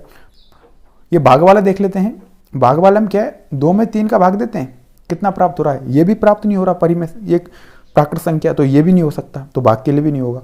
तो दो प्राकृतिक संख्याओं को यदि घटाया जाए या दो प्राकृतिक संख्या में एक दूसरे का भाग दिया जाए तो वो प्राप्त संख्या नहीं होती है, जो उनका परिणाम होता है वो। ठीक है। और सभी प्राकृतिक संख्या धनात्मक होती हैं। इस चीज़ का ये तो है ही इंपॉर्टेंट कि सभी प्राकृतिक संख्याएं वो धनात्मक होती हैं। तो आपको पता लग ही रहा है कि जितने भी पॉजिटिव इंटीजर हैं, all positive integer are natural number. ये लिख सकते हैं आप, ये चीज़ आप लिख सकते हैं बिल्कुल। ये आपको नीचे लिख भी देता हूं मैं कि ऑल पॉजिटिव इंटीजर और positive integer are natural number. तो जितनी भी धनात्मक प्राकृतिक संख्याएं हैं, सॉरी जितनी भी धनात्मक पूर्णांक हैं वो प्राकृतिक संख्याएं कहलाती हैं। ठीक है, ये हो गया। अब पूर्ण संख्या देख लेते हैं। तो पूर्ण संख्या को इंग्लिश में क्या कहते हैं? Whole number. होल नंबर को W से डिनोट किया जाता है। इस प्रकार प्राकृतिक संख्याओं को डिनोट किया जाता है N से, उसी प्रकार पूर्ण संख्याओं को डिनोट किया जाता है W से या होल नंबर। अब इसकी डेफिनेशन क्या है कि अगर नेचुरल नंबर, बताऊं आपके लिए, कि अगर नेचुरल नंबर है उसमें अगर आप 0 प्लस कर देते हैं, अर्थात उसमें 0 ऐड कर देते हैं, तो जो प्राप्त होगा वो कहलाएंगी पूर्ण संख्या या फिर होल नंबर। तो होल नंबर कुछ नहीं है, प्राकृतिक संख्याओं में 0 शामिल कर लिया जाए तो वो पूर्ण संख्या या फिर होल नंबर कहलाता है। इस चीज़ का ये है, और कुछ नहीं है। ठीक है। अब इसके एग्जाम्पल क्या क्या है? जिस तरीके से 0 क्योंकि शामिल कर लिया तो 0, और बाकी नेचुरल नंबर, तो नेचुरल नंबर में क्या लिए थे? देखो 1 से लेकर अनंत तक, तो आगे इसमें भी देखो 1 से लेकर अनंत तक, तो ये हो गया नेचुरल नंबर। तो ये तो हो गया हमारा नेचुरल नंबर। ये देखो ये हो गया नेचुरल नंबर, प्राकृतिक संख्याएं। और प्राकृतिक संख्या में क्या किया? 0 ऐड कर दिया प्लस में, तो ये हो गया होल नंबर, पूर्ण संख्याएं। अब पूर्ण संख्याओं में कुछ रिलेटेड इसके इंपॉर्टेंट पॉइंट हैं। वो क्या है कि किन्हीं दो पूर्णांक संख्याओं को अगर जोड़ा जाए और मल्टीप्लाई किया जाए तो परिणाम एक पूर्ण संख्या प्राप्त होता है। बिल्कुल सही है, कोई भी ले लो। जैसे एक 0 ले लेते हैं, एक 8 ले लेते हैं, तो 0 और 8 को अगर जोड़ा दोनों को तो क्या 8 क्या है? बिल्कुल होल नंबर है। उसके बाद 0 को और 8 को गुना किया, क्या मिला? 0। ये भी होल नंबर है। तो अगर गुना करने पर और अगर जोड़ेंगे और गुना करेंगे दो पूर्ण संख्याओं को तो परिणाम में एक पूर्ण संख्या प्राप्त होगी। अगर किन्हीं दो पूर्ण संख्याओं को अगर घटाएंगे और भाग देंगे तो परिणाम एक पूर्ण संख्या हो, यह जरूरी नहीं। क्या है, यह जरूरी नहीं है। ये लिखा हुआ है कि यह कोई जरूरी नहीं है कोई प्राप्त हो। जिस तरीके से यहाँ पे भी लिखा हुआ है कि हाँ ये तो होल नंबर के लिए हो गया, और प्राकृत संख्या के लिए भी यही है कि ये जरूरी नहीं है। ठीक है, तो इसी तरीके से क्या होगा कि देख लेते हैं, दो उदाहरण लेके लिख देते हैं। जैसे 3 में से माइनस किया 6, क्या प्राप्त हुआ, माइनस के 3, जो कि नेगेटिव इंटीजर है, तो इसका मतलब ये होल नंबर नहीं है, पूर्ण संख्या नहीं है। ठीक है, अब माइनस के लिए हो गया, भाग के लिए देख लेते हैं 3/6, क्या 1/2 प्राप्त हुआ, ये भी नहीं है। तो ये भी देखो दोनों चीज प्रूफ हो चुकी है कि माइनस के और भाग के लिए परिणाम आपको ये होल नंबर प्राप्त हो कोई जरूरी नहीं है। सम संख्या देख लेते हैं। सम संख्या का क्या होगा कि सम संख्या या इवन नंबर किसे कहते हैं, तो इवन नंबर के लिए एक चीज है कि ये प्राकृत संख्याएं जो 2 से पूर्णतः विभाजित हों सम संख्या कहलाती हैं। इनको व्यापक रूप में, जैसे क्या 2 से पूर्णतः विभाजित हों उनको कहते हैं सम संख्याएं, और इनको व्यापक रूप में 2n कहा गया है। ये चीज़ें आपको ध्यान रखनी चाहिए। पहले तो 2 से पूर्णतः विभाजित हों वे सम संख्याएं, और व्यापक रूप इनका 2n है। जैसे 2n का क्या मतलब है, 2n का क्या मतलब है, n की वैल्यू रखते चलो कुछ भी, बशर्ते प्राकृत संख्या होनी चाहिए n की वैल्यू, प्राकृत संख्या होनी चाहिए n की वैल्यू, क्योंकि n यहाँ पे क्या है, n is equal to natural number, n is equal to natural number. तो क्या होगा कि n बराबर हम रखेंगे 1, तो 2 इंटू 1 बराबर 2, n बराबर रखेंगे हम 2, तो 2 इंटू 2 बराबर हो जाएगा 4, n बराबर रखेंगे हम 3 तो 6, तो जो 4 6 3 8, तो देखो 2 है, 4 है, 6 है, 8 10 12, इस तरीके से 2 के मल्टीपल जितने भी होंगे वो सम संख्याएं होंगी। अब यहाँ पे देखो मैंने ये उदाहरण लिए हैं आपको जो पहले ऊपर बताए थे कि -2.2 नहीं सॉरी 2.2, तो 2.2 को बहुत से बच्चे कहते हैं कि सम संख्या है। सम संख्या नहीं है, क्यों, क्योंकि ये प्राकृतिक संख्या नेचुरल नंबर नहीं है। ये क्या है, ये एक रेशनल नंबर है, और रेशनल नंबर होने के कारण ये सम संख्या नहीं हो सकती, सम नहीं है। क्योंकि सम संख्या होने के लिए फर्स्ट शर्त क्या है, ये देखो प्राकृत संख्या लिखा हुआ है, इस चीज को जानो। सम संख्या होने के लिए पहली शर्त है कि वो संख्या प्राकृत संख्या होनी चाहिए। तो ये तो पहली शर्त ही इसकी गायब हो गई। ये 2.2 प्राकृत संख्या है नहीं, -2 ये भी प्राकृत संख्या नहीं है, तो इसलिए ये दोनों सम नहीं है। इस चीज का आपको ध्यान रखना है, कंफ्यूज नहीं होना है। ये सारी चीजें आपको पहले हो सकता है गलत पढ़ाई, कहीं पे आपने गलत पढ़ ली हो गलती से, कहीं पे भी मिसअंडरस्टैंडिंग हो इसके अंदर, तो वो क्लियर कर लेना है आपको कि ये दोनों ही नंबर एक सम संख्या नहीं है। 2.2 और -2 ये दोनों ही क्या है, पहली शर्त कोई फॉलो नहीं कर रहे कि ये प्राकृत संख्या नहीं है, पहले प्राकृत होना चाहिए उसके बाद सम विषम होगा। अब इसके इंपॉर्टेंट पॉइंट क्या है कि किन्हीं दो सम संख्याओं को अगर जोड़ा जाए और गुना किया जाए तो हमेशा एक सम संख्या प्राप्त होगी। कैसे, 2 और 4 दो संख्या ले लेते हैं, अगर इन दोनों को जोड़ा तो 6, 2 और 4 दोनों को गुना किया 8, 8 और 6 दोनों को दोनों क्या है, सम संख्या है, तो ये सम संख्या प्राप्त होगी। और अगर दो सम संख्याओं को आपस में घटाया जाए या भाग दिया जाए, घटाया जाए या भाग दिया जाए तो हमेशा एक सम संख्या आए, यह जरूरी नहीं। कैसे देख लेते हैं, कोई भी दो सम संख्या ले ली, जैसे 2 और 4 ले ली, तो 2 - 4 किया तो क्या आएगा, -2, जो कि क्या है, -2 क्या है, -2 एक सम संख्या नहीं है। क्यों, क्योंकि -2 एक इंटीजर है, एक सम संख्या नहीं है, तो इसलिए ये प्रूफ हो गया। अब भाग वाला देख लेते हैं, भाग वाला कैसे देखते हैं, 2/4, तो 2/4 को भी अगर एक दूसरे से भाग किया जाए तो 1/2 प्राप्त होगा, तो ये भी नहीं है, तो ये जरूरी नहीं है, इस चीज का ध्यान रखा जाए। अगला देखते हैं शून्य, तो शून्य सम संख्या नहीं है। बहुत से कहते हैं कि 0 सम संख्या है, 0 सम संख्या नहीं है, अगर सिंगल 0 आएगी तो वो सम संख्या नहीं है। ये बहुत इंपॉर्टेंट है, बहुत से इसको पढ़ते हैं और बहुत सारी जगह इसको गलत भी पढ़ाया जाता है कि 0 एक सम संख्या है। 0 सम संख्या हो ही नहीं सकती अगर सिंगल 0 आए तो। क्यों, क्योंकि सम संख्या के लिए डेफिनेशन क्या है, सम संख्या की डेफिनेशन है कि वो पहले प्राकृत संख्या होनी चाहिए। अब 0 जब प्राकृत संख्या नहीं है तो वो सम संख्या कैसे हो सकती है, इस चीज को समझिए आप।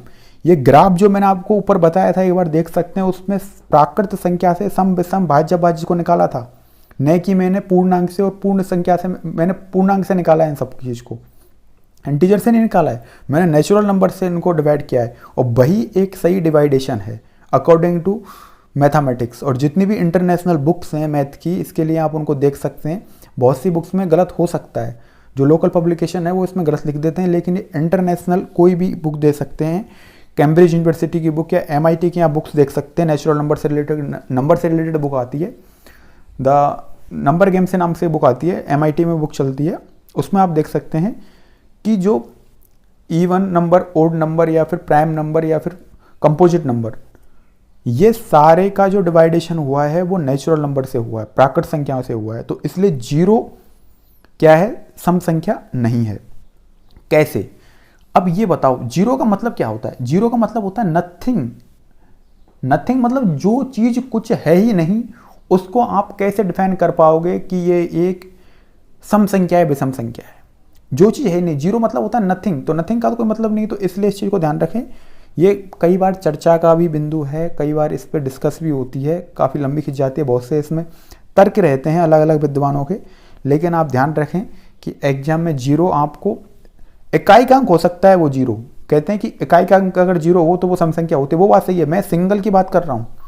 अगर अकेले कोई संख्या जीरो दिया हुआ है तो जीरो सम संख्या नहीं है, क्योंकि वो प्राकृत संख्या नहीं है, प्राकृत संख्या नहीं है तो जीरो सम संख्या नहीं है। तो ये सम संख्या के बारे में समझ में आ गया आपको। अब देखते हैं विषम संख्या। तो विषम संख्या क्या है? ऐसी संख्याएं जो दो से पूर्णतः विभाजित नहीं हो, ध्यान रखना है। और इनका व्यापक रूप क्या है? 2n + -1। तो 2 से पूर्णतः विभाजित ना हो और व्यापक रूप है 2n + -1। उदाहरण क्या है? देखो इसमें 2n + -1 करके देख लेते हैं। क्या 2n + -1 करके देखते हैं कि पहली बात तो क्या है, n क्या है? n नेचुरल नंबर है, प्राकृत संख्या है, नेचुरल नंबर है n, ठीक है। n बराबर क्या, 1 ले लिया, 2 ले लेते हैं n बराबर, तो n बराबर 2 लिया तो 2 + 2 माइनस ले लेते हैं एक बार, तो 4 में से 1 गया तो 3। उसी प्रकार 2 × 2 करने पे प्लस कर देते हैं 1 तो 5। उसी तरीके से 3 ले लेते हैं, 4 ले लेते हैं, 5 ले लेते हैं, तो एक भी नंबर होगा, क्योंकि जीरो रखेंगे तो प्लस लेना पड़ेगा, तो 1 रखेंगे 1 लेना पड़ेगा, तो फिर क्या होगा? तो माइनस में लेकिन नहीं लेना है, माइनस वाली संख्या नहीं होंगी, इसमें ध्यान रखना है। तो 2n + -1 इसका एक व्यापक रूप है, ठीक है, इसको आपको ध्यान रखना है। जैसे 1 है, 3 है, 5, 7, 9, या फिर ये भी कह सकते हो कि वह संख्या जिसका इकाई का अंक 1, 3, 5 और 7 और 9 हो, वो एक विषम संख्या, ओड नंबर होती है। अब देखो सम संख्या की तरह मैं आपको यहाँ पे भी बता रहा हूँ। बहुत से बच्चे कहते हैं कि 1.3 या -7.3 -7 ये विषम संख्या है। विषम संख्या नहीं है। क्यों? विषम संख्या होने की पहली शर्त क्या है? प्राकृत होना, और ये तीनों ही प्राकृत संख्या नहीं है, तो इसलिए विषम संख्या भी नहीं है। ऊपर डिटेल में मैंने आपको बता दिया। इससे रिलेटेड कुछ पॉइंट्स हैं, वो क्या है कि किन्हीं दो विषम संख्याओं को मल्टीप्लाई करने पर जो परिणाम प्राप्त होता है वो एक विषम संख्या प्राप्त होता है। इसके लिए आप देख सकते हैं, कोई विषम संख्या ले लो, जैसे 9 ले लिया, 3 से गुना कर दिया 27, क्या है? विषम संख्या है।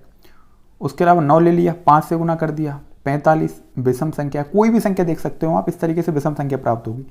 लेकिन प्लस, माइनस और डिवाइड, इन तीनों के अंदर अगर दो विषम संख्याओं को ये तीनों का अगर किया जाए तो परिणाम एक विषम संख्या प्राप्त हो, आवश्यक नहीं। ये उदाहरण के तौर पे आप देख सकते हैं, जैसे 9 में से और 3 को जोड़ते हैं तो क्या आएगा? 12 है, सम संख्या हो गई। 9 में से 3 को घटाते हैं, क्या? 6 है, ये भी सम संख्या प्राप्त हो गई। और 3 में देख लेते हैं, 3 में अगर 6 का भाग दिया तो क्या 1/2 प्राप्त हुआ, तो क्या है? ये भी एक विषम संख्या नहीं है। या फिर और देख लेते हैं, 6/3 देख लेते हैं, 6/3 में 2 आएगा, ये भी एक विषम संख्या नहीं है, सम संख्या है। तो इस चीज़ का ध्यान रखना है कि प्लस में, माइनस में और भाग में कोई विषम संख्या आए ये जरूरी नहीं, लेकिन मल्टीप्लाई में हमेशा विषम संख्या आएगी, ये चीज़ फिक्स है। अब देखते हैं अगला इंपॉर्टेंट, प्राइम नंबर। इंपॉर्टेंट क्यों है? क्योंकि इससे रिलेटेड क्वेश्चन आपको एग्जाम में देखने को मिलते हैं। प्राइम नंबर या फिर अभाज्य संख्याएं, प्राइम नंबर कहते हैं या फिर अभाज्य संख्या कहते हैं। तो वह संख्या, डेफिनेशन इसको ध्यान से देखें। इसमें प्रॉब्लम कहाँ आती है? प्रॉब्लम वहाँ आती है जहाँ आप डेफिनेशन को ध्यान से नहीं देखते हो।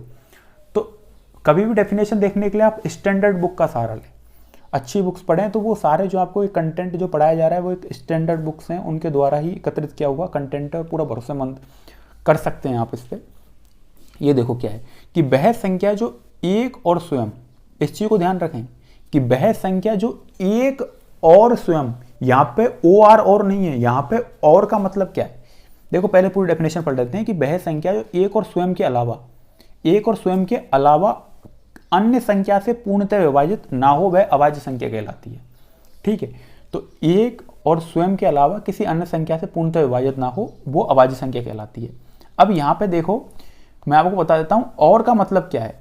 और का मतलब आप समझे यहाँ पे, और का मतलब आपको देखने को मिलेगा कि और का मतलब क्या है। और का मतलब अगर आप देखेंगे तो और का मतलब है, देखो यहाँ पे बताता हूँ, ये है और का मतलब यहाँ पे ये इंग्लिश वाला और नहीं है।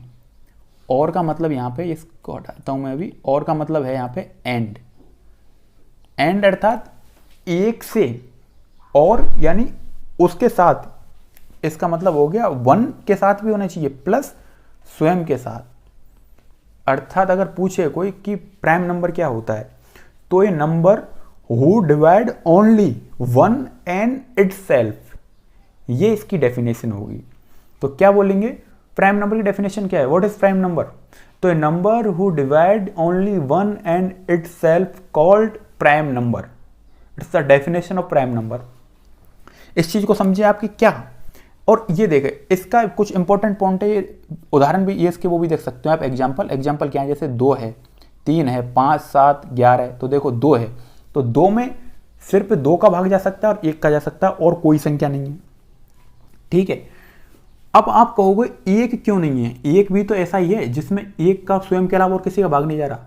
लेकिन बंधु यहाँ पे ध्यान देने वाली बात है, मैंने और ये इसी पे बार बार जोर इसलिए लिया है, एंड है इसका मतलब प्लस, दोनों अलग अलग होने चाहिए वो।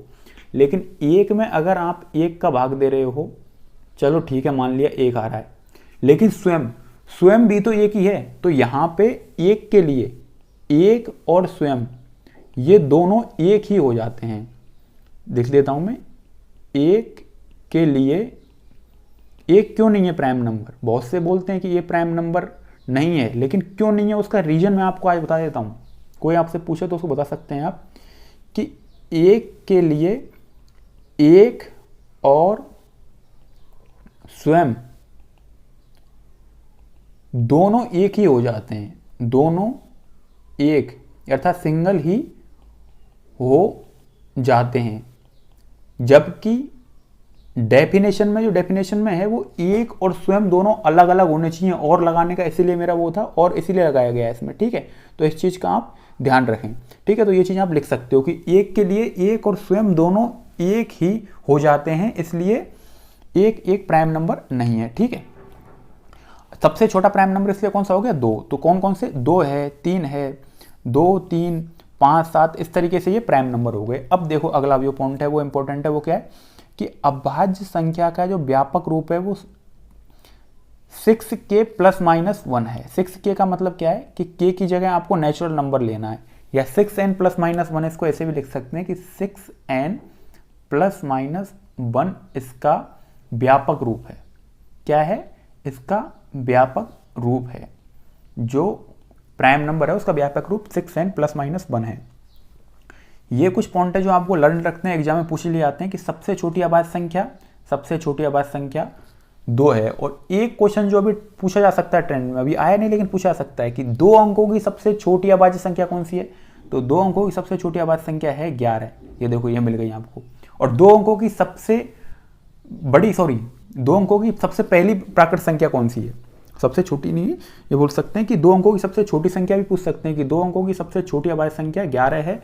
और ये पूछ सकते हैं कि 2 अंकों की सबसे बड़ी प्राकृत संख्या कौन सी है? तो वो 97 है। 97 है 2 अंकों की सबसे बड़ी प्राकृत संख्या। अब देखो ये एक पॉइंट और इसमें आगे भी क्या है कि सबसे छोटी अभाज्य संख्या 2 है, जो कि एकमात्र समअभाज्य संख्या भी है। अगर आप अभाज्य संख्याओं को, जितनी अभाज्य संख्या उनका आप डिटेल में देखोगे, उनको जैसे 1 से 100 तक की मैंने लिखी हुई है यहाँ पे अभाज्य संख्या सारी, तो आप इसमें देख नहीं सकते। सिर्फ 2 ही ऐसी एकमात्र सम संख्या है जो अभाज्य संख्या है। अदरवाइज 2 के अलावा कोई भी ऐसी अभाज्य संख्या नहीं है जो सम भी हो और अभाज्य भी हो। तो इस चीज़ का आपको ध्यान रखना है। इससे रिलेटेड कुछ पॉइंट है उसके बारे में डिस्कस कर लेते हैं। ये जो एग्जाम पूछे जाते हैं कि 1 से लेके 25 तक कितनी अभाज्य संख्या होती है? तो वो 9 होती हैं। और 1 से लेके 50 तक 15 अभाज्य संख्या, 1 से लेके 100 तक 25 अभाज्य संख्या होती हैं। तो ये देखो कुछ अभाज्य संख्याएं, ये देख सकते हैं आप। 2 है, 3 है, 5, 7, 11, 13, 17, 19, 23, 29, 31, 37, 41, 43, 47, 53, 61, 67, 71, 73 और फिर 69 भी है, 79 भी है, 83 है, 89 है और 97 है। ये सारी जो हैं वो अभाज्य संख्या हैं। तो इन चीज़ों का आपको ध्यान रखना है, ये सारी अभाज्य संख्या हो जाएंगी हमारी, ठीक है। अब इसमें एक चीज़ और है, जो युग्म अभाज्य संख्या पूछ लिया जाता है कि युग्म अभाज्य संख्या किसे कहते हैं। सहभाज्य संख्या तो नीचे पढ़ाई जाएंगी, एक पूछ लिया जाता है युग्म अभाज्य संख्या कौन सी होती है। तो ऐसी अभाज्य संख्या जिनमें 2 का अंतर हो और वो जोड़ा का हो। जैसे 3 भी अभाज्य संख्या है और 5 भी अभाज्य संख्या और दोनों के बीच अंतर कितने का है, 2 का, तो ये हो गई संयुक्त अभाज्य संख्या है। उसी प्रकार 3 और 7 दोनों अभाज्य संख्या है, दोनों में अंतर 2 का, तो ये युग्म अभाज्य संख्या। उसी प्रकार 11 और 13 इसमें भी अंतर 2 का और दोनों क्या है, दोनों की दोनों अभाज्य संख्या है, तो इसलिए युग्म अभाज्य संख्या। तो ये होती है युग्म अभाज्य संख्या। तो ठीक है, अभाज्य संख्या आपको पता लग गया, युग्म अभाज्य संख्या पर आप लग गया। अभाज्य संख्या से रिलेटेड जितने भी प्राइम नंबर से रिलेटेड पॉइंट्स थे वो सब पता लग गया, एग्जाम पूछे जाते हैं। यही ट्रेंड में होता है, व्यापक रूप पूछ लिया जाता है, कोई संख्या देके उसके बारे में पूछ लिया जाता है कि अभाज्य संख्या है या नहीं। तो सबसे अच्छा तरीका है उसको ज्ञात करने का क्या है कि जो भी संख्या है, जैसे मान के चलो मैंने लिख दिया 107 लिख दिया, ये अभाज्य संख्या है या नहीं। तो इसे ज्ञात करने का सबसे अच्छा तरीका क्या है कि पहली बात तो ये 6 से डिवाइड होने के बाद, 6 से डिवाइड हो तो या तो इसमें एक 6 से डिवाइड हो रही हो तो उसमें या तो एक कम पड़ रहा हो या एक ज़्यादा हो। तो देखो डिवाइड कर लेते हैं, 6 एकम 6 हो गया, कितनी 4 6। अब 6 36 6 7 वाले 6 8 48 पूरा भाग जा रहा है, लेकिन एक कम पड़ रहा है, तो एक कम होना चाहिए। तो 107 क्या है, 107 एक प्राइम नंबर है। तो ये नंबर प्राइम नंबर ज्ञात करने का एक तरीका होता है कि 6 का आप भाग दे दो, उसमें पूरा भाग जाने के लिए या तो एक कम पड़ना चाहिए या एक ज़्यादा होना चाहिए। यही प्राइम नंबर है, प्राइम नंबर की डेफिनेशन है। यही क्या होती है, प्राइम नंबर की डेफिनेशन होती है, ठीक है। तो इस चीज़ को आप देख लेंगे एक बार पूरी तरीके से। आगे देखते हैं, आगे क्या है, सहभाज्य संख्या है। तो सहभाज्य संख्या क्या होती है, को प्राइम नंबर। ये देखो जो मैंने आपको शुरू में बताया था कि को प्राइम नंबर और रिलेटिवली प्राइम नंबर दोनों में क्या अंतर है। को प्राइम नंबर में और रिलेटिवली प्राइम नंबर में कुछ अंतर नहीं है, दोनों एक ही हैं। रिलेटिवली प्राइम नंबर और को प्राइम नंबर दोनों एक हैं। बहुत सी जगह आपको इनको अलग अलग पढ़ाया जाता है, हालांकि कुछ विद्वान इनका डिवाइडेशन करते हैं अलग अलग कि हाँ ये अलग अलग हैं, लेकिन ये अगर हम साधारण रूप से देखें तो ये एक ही हैं। इन पे हालांकि काफ़ी विस्तार है, इनके ऊपर रिसर्च भी चल रहा है कि को प्राइम को रिलेटिवली प्राइम को अलग अलग कर दिया है, लेकिन हम एक ही मान के चलेंगे और एक ही होती हैं। ये को प्राइम नंबर और रिलेटिवली प्राइम नंबर एक ही होता है। ये अगर रिसर्च में जा रहे हैं और आगे की तरफ पीएचडी वगैरह में या इस चीज़ में अगर रिसर्च में काम हो रहा है तो वहाँ पे आप कर सकते हो, लेकिन अभी आप इनको बेसिक लेवल पे को प्राइम नंबर को रिलेटिवली प्राइम नंबर को एक ही मानोगे, जिनको हिंदी में कहते हैं सहभाज्य संख्याएं। सहभाज्य संख्या किसे कहते हैं, ऐसी किन्हीं दो संख्याओं का जोड़ा जिनका HCF एक हो। मतलब ऐसी कोई भी दो संख्या हो सकती हैं, किन्हीं का मतलब कोई भी दो संख्या हो सकती हैं, जरूरी नहीं कि वो अभाज्य हो दोनों के दोनों। किन्हीं दो संख्याओं का जोड़ा, किन्हीं का मतलब ये है कि कुछ भी हो सकती हैं, जरूरी नहीं अभाज्य हो। किन्हीं दो अभाज्य संख्याओं का जोड़ा जिनका HCF एक हो, वे अभाज्य संख्या कहलाती हैं। HCF क्या होता है, हाईएस्ट कॉमन फैक्टर, यानी कि दो कोई भी नंबर हैं वो जोड़े में हैं और उनमें दोनों में कॉमन एक के अलावा कोई संख्या कॉमन ही नहीं आ रही हो, तो वो होता है सहभाज्य संख्या या को प्राइम नंबर। जैसे 2 और 3 देखोगे आप, 2 और 3, 2 क्या है, 2 एक प्राइम नंबर नहीं है, लेकिन 3 एक प्राइम नंबर है। तो मैंने क्या कहा था, कुछ भी हो सकती है, लेकिन दोनों में एक के अलावा कोई चीज़ कॉमन नहीं है। 3 और 4 दोनों में एक के अलावा कोई कॉमन नहीं है। 4 9 15 22 17 23 9 34, इनमें सिर्फ एक ही कॉमन है, वो है एक ही कॉमन है, वो भी सिर्फ एक है। मतलब हाईएस्ट कॉमन फैक्टर सिर्फ इनका फैक्टर एक ही है, एक के अलावा कोई फैक्टर इनका हो नहीं रहा, कोई भी संख्या इसमें कॉमन नहीं है। तो ये चीज़ को मैंने नीचे भी लिखा है इसी चीज़ को कि जिनमें एक के अतिरिक्त अन्य ओवेनिष्ट गुणनखंड ना हो, कोई अन्य ओवेनिष्ट फैक्टर ना हो। HCF का मतलब ये हो गया हाईएस्ट कॉमन फैक्टर, कोई ओवेनिष्ट फैक्टर ना हो एक के अलावा। तो एक के अलावा है कोई, इनमें कुछ नहीं है, तो इसलिए सारे के सारे क्या है, सहभाज्य संख्या है। तो पता लग गया सहभाज्य संख्या है। अब भाज्य संख्या देख लेते हैं, पहले पढ़ लिया हमने अभाज्य संख्या। भाज्य संख्या क्या है, भाज्य संख्या का डेफिनेशन है कि वह संख्या जो एक और स्वयं के अलावा, क्या मतलब है, यहां पे भी ध्यान देने वाली बात है। कई लोग एक को भाज्य संख्या बोल देते हैं, क्या है, कई लोग एक को भाज्य संख्या बोल देते हैं, लेकिन एक भाज्य संख्या भी नहीं है और अभाज्य भी नहीं है। मैंने नीचे लिखा है, देखो दोनों लिखी है कि एक ना तो भाज्य है और ना ही अभाज्य है, नोट में लिखा है ये। इसलिए मैं कह रहा हूँ जो भी लेक्चर है पूरा कंटेंट जो इसका है वो हाई क्वालिटी, मतलब आपको बिल्कुल क्वालिटी लेक्चर है। काफ़ी जगह आप 3-4 बहुत अच्छी किताबों को देखोगे, उसके बाद सारा कंटेंट इकट्ठा कर पाओगे, वो कंटेंट मैं आपको एक ही जगह इकट्ठा करके दे रहा हूँ। तो इसलिए एक ना तो भाज्य संख्या और ना ही अभाज्य संख्या। कैसे? क्योंकि अगर हम इसकी डेफिनेशन पढ़े तो क्या है कि वह संख्या जो एक और स्वयं, अब और का मतलब क्या आपको समझ आना चाहिए कि एक और स्वयं दोनों अलग अलग होने चाहिए। और का मतलब यहाँ पे एंड है, अर्थात प्लस है, अर्थात क्या है, प्लस है इसका मतलब। वह संख्या जो एक और स्वयं के अलावा अन्य किसी संख्या से पूर्णतः विभाजित हो। अभाज्य में क्या था? पूर्णतः विभाजित ना हो। इसमें क्या है? पूर्णतः विभाजित हो, अर्थात जिन संख्याओं में 2 से ज्यादा गुणनखंड हो उन्हें अभाज्य या यौगिक संख्या, भाज्य संख्या या यौगिक संख्या, जिन्हें भाज्य संख्या या यौगिक संख्या भी कहते हैं। जैसे 4 है, 6 है, 8 है, 9, 10, 12, 14, 15 ये है। इसमें क्या है? इसमें 2 से ज़्यादा गुणनखंड है। 2 से ज़्यादा गुणनखंड कैसे कि 15 के आप गुणाखंड कीजिए तो 15 के गुणनखंड क्या हो सकते हैं? 15 के जब भी आप गुणनखंड करेंगे तो क्या होगा? 1 हो सकता है उसी का गुणनखंड, 3 हो सकता है, 5 हो सकता है या 15 हो सकता है। ये दोनों क्या है? 2 से ज़्यादा हो गए। लेकिन प्राइम नंबर की बात करें तो प्राइम नंबर में देखो, प्राइम नंबर में जैसे इसी यहीं पे बता देता हूँ मैं। प्राइम नंबर जैसे 2 प्राइम नंबर है तो 2 के सिर्फ 2 ही गुणनखंड होंगे, 1 और 2, इसके अलावा कोई गुणनखंड ही नहीं है इसके। तो इसीलिए ये अभाज्य। लेकिन 2 से ज़्यादा गुणनखंड हो, क्या है? 2 से ज़्यादा गुणनखंड हो, जैसे 1 है, 3 है, 5 है, 15 है, तो 2 से ज़्यादा गुणनखंड हो तो वो क्या होता है? वो होती है भाज्य संख्या, अर्थात कंपोजिट नंबर। ठीक है, तो डेफिनेशन समझ में आ गई होगी इस तरीके से आपको कि वे संख्याएं जो एक और स्वयं, और का मतलब भी समझ में आ गया उसी तरीके से, वे संख्याएं जो एक और स्वयं के अलावा अन्य किसी संख्या से पूर्णतः विभाजित हों। अर्थात ये भी कह सकते हैं कि वे संख्या जिनकी 2 से ज़्यादा गुणनखंड हो। 2 से ज़्यादा गुणनखंड करके बता दिया, जैसे 4 के देख लो, 4 के गुणनखंड क्या हो सकते हैं? 1 हो सकता है, 2 हो सकता है और 4 हो सकता है, 3 गुणनखंड हो गए। तो इस तरीके से 6 देख लेते हैं, 6 का 1 हो सकता है, 2 हो सकता है, 3 हो सकता है, 6 हो सकता है। गुणनखंड का मतलब ये है कि उस संख्या में इन संख्याओं का पूरा पूरा भाग जा सकता है, वो गुणनखंड हो जाते हैं वो उसके। अब इससे रिलेटेड कुछ पॉइंट्स देख लेते हैं कि सबसे छोटी भाज्य संख्या 4 है। ये एग्जाम में पूछा जा सकता है, बिल्कुल जैसे अभाज्य संख्या के बारे में पूछते हैं वैसे भाज्य के बारे में पूछा जा सकता है कि सबसे छोटी जो भाज्य संख्या है वो 4 है और सबसे छोटी विषम भाज्य संख्या है वो 9 है। तो वो सारे पॉइंट जो गिन सकते हैं वो मैंने लिख दिए। उसी तरीके से मैं कह सकते हैं कि 2 अंकों की 2 आप देख सकते हैं वो सारी चीज़ निकाल के। ये इंपॉर्टेंट पॉइंट मैंने आपको सबसे पहले बता दिया था कि एक न तो भाज्य संख्या और न ही अभाज्य संख्या है, एक ना भाज्य है ना अभाज्य है, ये पता लग गया आपको। तो ये सब अपना कंप्लीट हो चुका है। अब कुछ इसके अलावा जो चीज़ें हमारी रह गई हैं जिनको पढ़ना है, देखो मैं आपको दोबारा बता देता हूँ ये सारी चीज़ें।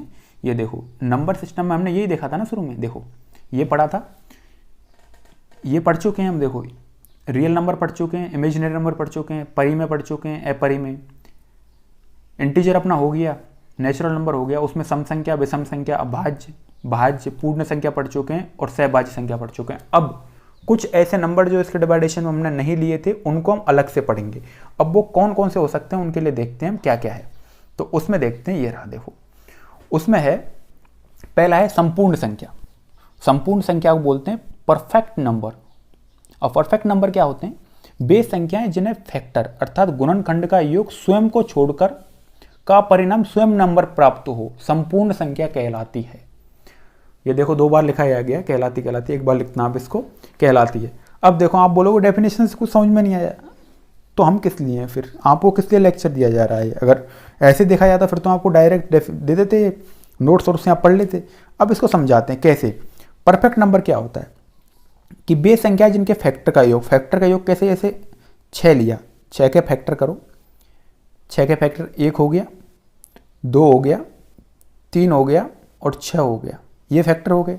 लेकिन क्या कह रहा है? फैक्टर का योग स्वयं को छोड़कर, ये बात कर रहा है ना स्वयं को छोड़कर, तो स्वयं को छोड़ने की बात कर रहा है। इसका मतलब आपको 6 को नहीं लेना है, स्वयं को छोड़ना है।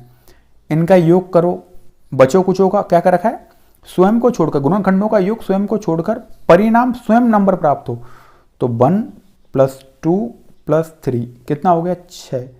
तो ये 6 स्वयं प्राप्त हो रहा है, नहीं हो रहा, स्वयं नंबर प्राप्त हो तो वह संपूर्ण संख्या कहलाती है। एक बार लिखते हैं आप इसे, संपूर्ण संख्या कहलाती है। तो ये इसका हो गया परफेक्ट नंबर। तो इस चीज़ का आपको ध्यान रखना है। तो सबसे छोटा पहला परफेक्ट नंबर 6 होता है।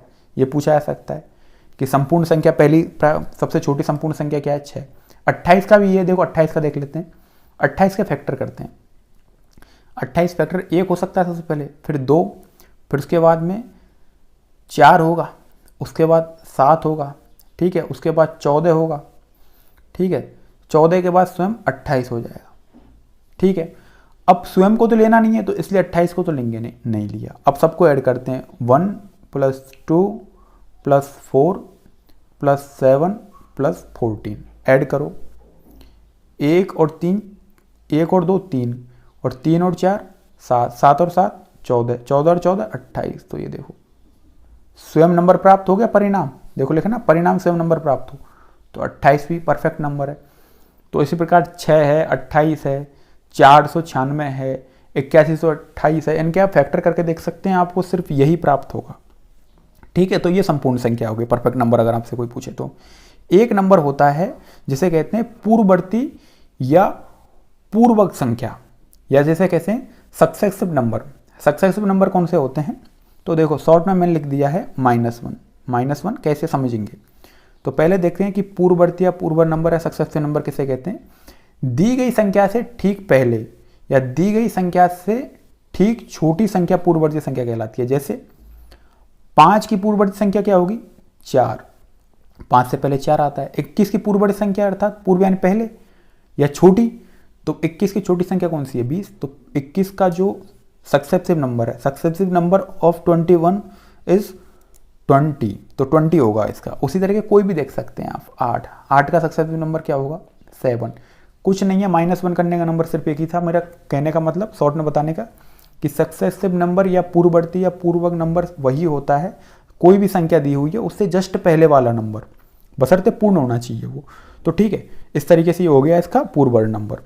अनुव्रती, अनु यानी क्या होता है, ये देखो हिंदी में आप कुछ चीज़ों को, अगर हिंदी में मीडियम के अभ्यर्थी हैं तो ध्यान रखें, ये जो प्रत्यय और उपसर्ग होते हैं इनका अर्थ अगर आपको मालूम है तो आप आधी से ज़्यादा चीज़ों को सॉल्व कर लेते हैं। अनु का मतलब होता है पीछे, ठीक है, फॉलो करना यानी पीछे होता है। तो अनुवर्ती नंबर यानी फॉलो नंबर। फॉलो नंबर क्या होते हैं, +1 करना है। प्लस नंबर यानी कि दी गई संख्या के ठीक बाद या दी गई संख्या से बड़ी संख्या को अनुवर्ती संख्या कहते हैं। जैसे 2 की अनुवर्ती संख्या 3 है, 14 की 15 है, या 2 के जस्ट बाद कौन सी है, 2 से जस्ट बड़ी कौन सी है, 3, 14 से जस्ट बड़ी कौन सी है, 15।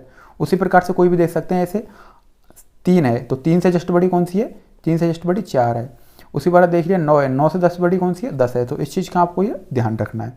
अब अगला नंबर देख लेते हैं, यह है, ये समझ में आ गया आपको, अनुवर्ती और पूर्ववर्ती। निरपेक्ष नंबर, निरपेक्ष नंबर क्या होते हैं, ऐसी संख्या जिन्हें केवल संख्याओं के रूप में निरूपित किया जा सकता है, जिन्हें केवल संख्याओं के रूप में निरूपित किया जा सकता है, बीजीय व्यंजक या अक्षरों के द्वारा नहीं। बीजीय व्यंजक कौन से होते हैं, बीजीय व्यंजक जैसे हो गया कि x ले लिया, y ले लिया, या अक्षरों के द्वारा लिख दिया, ऐसे लिख दिया 2 मैन, इस तरीके से लिख दिया, या 2 आयोटा लिख दिया, कुछ भी मतलब इस तरीके से। 2 आयोटा नहीं और कुछ ले सकते हैं, 2 आयोटा नहीं होगा, सॉरी 2 आयोटा तो उसमें निरपेक्ष नंबर में आ जाएगा, लिख सकते हैं 2 आयोटा भी एक तरीके से। लेकिन ये देखो जिस तरीके से 3 है, 8 है, 9 √3 है, या √10 है, तो निरपेक्ष नंबर यानी कि एब्सोल्यूट नंबर वो होगा जिसे केवल नंबर्स के रूप में लिखा जा सके, जिसमें केवल नंबर का यूज हो। तो आयोटा भी नहीं लिख सकते एक तरीके से, अगर नंबर का यूज हो रहा तो ही लिख सकते हैं। तो जिसमें केवल नंबर का यूज हो वही निरपेक्ष नंबर या एब्सोल्यूट नंबर कहलाता है। अगला देख लेते हैं इसी के क्रम में, जोड़ का तत्समक। तत्समक क्या होता है, इनवर्स कहते हैं। इनवर्स क्या होता है, जोड़ का तत्समक होता है, जीरो को जोड़ का तत्समक कहते हैं। किसको, जीरो को, क्योंकि किसी भी संख्या में शून्य को जोड़ने पर कोई बदलाव नहीं होता। तो इसलिए जोड़ का जो तत्समक है वो है इनवर्स ऑफ एडिशन, वो होगा 0। तत्समक का मतलब होता है जोड़ का तत्समक का मतलब हो गया, मतलब उस संख्या को, जैसे जोड़ का है तो जोड़ने पर, किसी संख्या में 0 जोड़ने पर कोई असर नहीं पड़ेगा। अब गुना का तत्समक यानी इनवर्स ऑफ मल्टीप्लाई का मतलब क्या होगा कि कोई भी संख्या है उसमें अगर हम कोई सी ऐसी संख्या है जिसको अगर गुना करें तो कोई परिवर्तन नहीं होगा, तो वो 1 होगा। तो ध्यान रखें जोड़ का तत्समक 0 होगा और गुना का तत्समक 1 होगा। ये बेसिक इन्फॉर्मेशन थी, ये मैंने लिख दिया है यहाँ पे कि 1 को गुना का तत्समक कहते हैं क्योंकि किसी भी संख्या को 1 से गुना करने पर उसमें कोई बदलाव नहीं आता है। तो ये बेसिक आपको बता दिया गया है। ये नंबर से रिलेटेड पूरा बेसिक हो चुका है। किसी प्रकार के नंबर होते हैं, नंबर को क्या क्या कहते हैं, जोड़ का तत्समक है, गुना का तत्समक है, निरपेक्ष संख्या है, या फिर अनुवर्ती संख्या, पूर्ववर्ती संख्या, संपूर्ण संख्या, भाज्य संख्या, सहभाज्य संख्या, या अपना विषम संख्या, सम संख्या, पूर्णांक, जितने भी हैं वो सब बता दिए हैं। तो इस तरीके से नंबर का पूरा अपना नंबर का बेसिक हो चुका है। ठीक है, ध्यान रखना ये नंबर का कंप्लीट बेसिक हो चुका है। आगे वाला टॉपिक है वो है अपना डिविजिबिलिटी रूल, या फिर जिसे कहते हैं डिविजिबिलिटी रूल या भाजकता का नियम। ये दोनों ग्रुप में इसको बोला जाता है, या तो भाजकता का नियम कह सकते हैं या डिविजिबिलिटी रूल कहते हैं। तो इसको समझेंगे की कोशिश करेंगे।